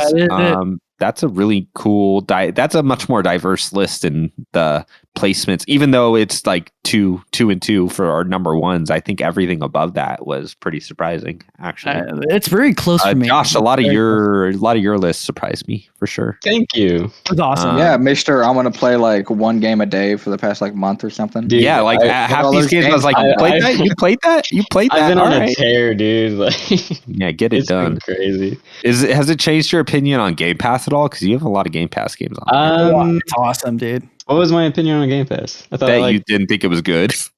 No. It's totally fine. It's just like I don't plan on resubscribing. Yeah, I don't think it's any better than PlayStation Plus, whatever. I mean, I got Stray for free on PlayStation Plus, which is cool. Exactly. It's like exactly. It was amazing. I don't think it's as interesting as people like cut it out to be. It's like it's not that great. It's not the bee's knees. It could be. It could be better. It could be better if Xbox itself could be better. But exactly. Their first party. Did you see what they said? Oh, sorry. Nah, it's all right. We'll probably have to wrap up, guys. We can. Yeah. We can, Game of the year. Course later. Game of the year over. 2022 over. First year of our podcast. Congratulations, Point P. Wrapped up. So anyone who's listening, that previous listeners or new listeners, whatever, we've gotten a lot more views than I would have expected. So if you are listening to this and got all the way through it, thank you for giving us a download, giving us Thank you so much, y'all. I'm like, it's not like I look at the podcast numbers, I'm like, oh my God, this is going to make us so much money. We could turn this to our full-time jobs. It's nowhere near that. It's pretty, but it's a lot more than I expected when we started this, which was like, oh man, I might get like 5 to 6 listens per episode, just us being like, oh, did he edit it? Okay. Yeah, he edited it, but it's just, I listened to every single one all the way through. There's one listen. I listened to 2 of them. I try to listen to most of them. But yeah, I'm just always surprised when I release this episode and it either does well on the download end or on the YouTube end, and well in relative terms to what we're doing, which is a 2.5 hour thing with no video with strangers that most people listening won't know. So in that context, I'm like, wow, we're doing pretty good. So yeah, thanks for listening. And as always, we have it's linked in the bottom of the YouTube comment or your podcast provider, whatever. That's our link tree. It includes a Patreon, which if you want to join us in our Discord, that's a good way of doing that. And as far as our next episode, we're gonna start the year with a new fantasy critic draft. So we're going to be picking games live, and that's just a good opportunity to I don't know, look forward at what the next year provides. And I've been thinking about it and thinking about like just how many games I want to play next year. Oh yeah. Or it's just like when you think about it, you're like, oh, I guess there's not much. There's less coming out, and then you think of all the stuff that doesn't have like a solid date, but that has been announced for 2023. It's just so many games, dude. So yeah, really looking forward to that. And yeah, thank you guys for making that list and joining in today. We did it. We finally got this episode recorded, and yeah, appreciate it. So everyone have a good Christmas. Hopefully you get this before Christmas, but if not, have a good New Year, and we'll see you next year pretty soon. Bye. Good night. Stay warm. And Merry Christmas.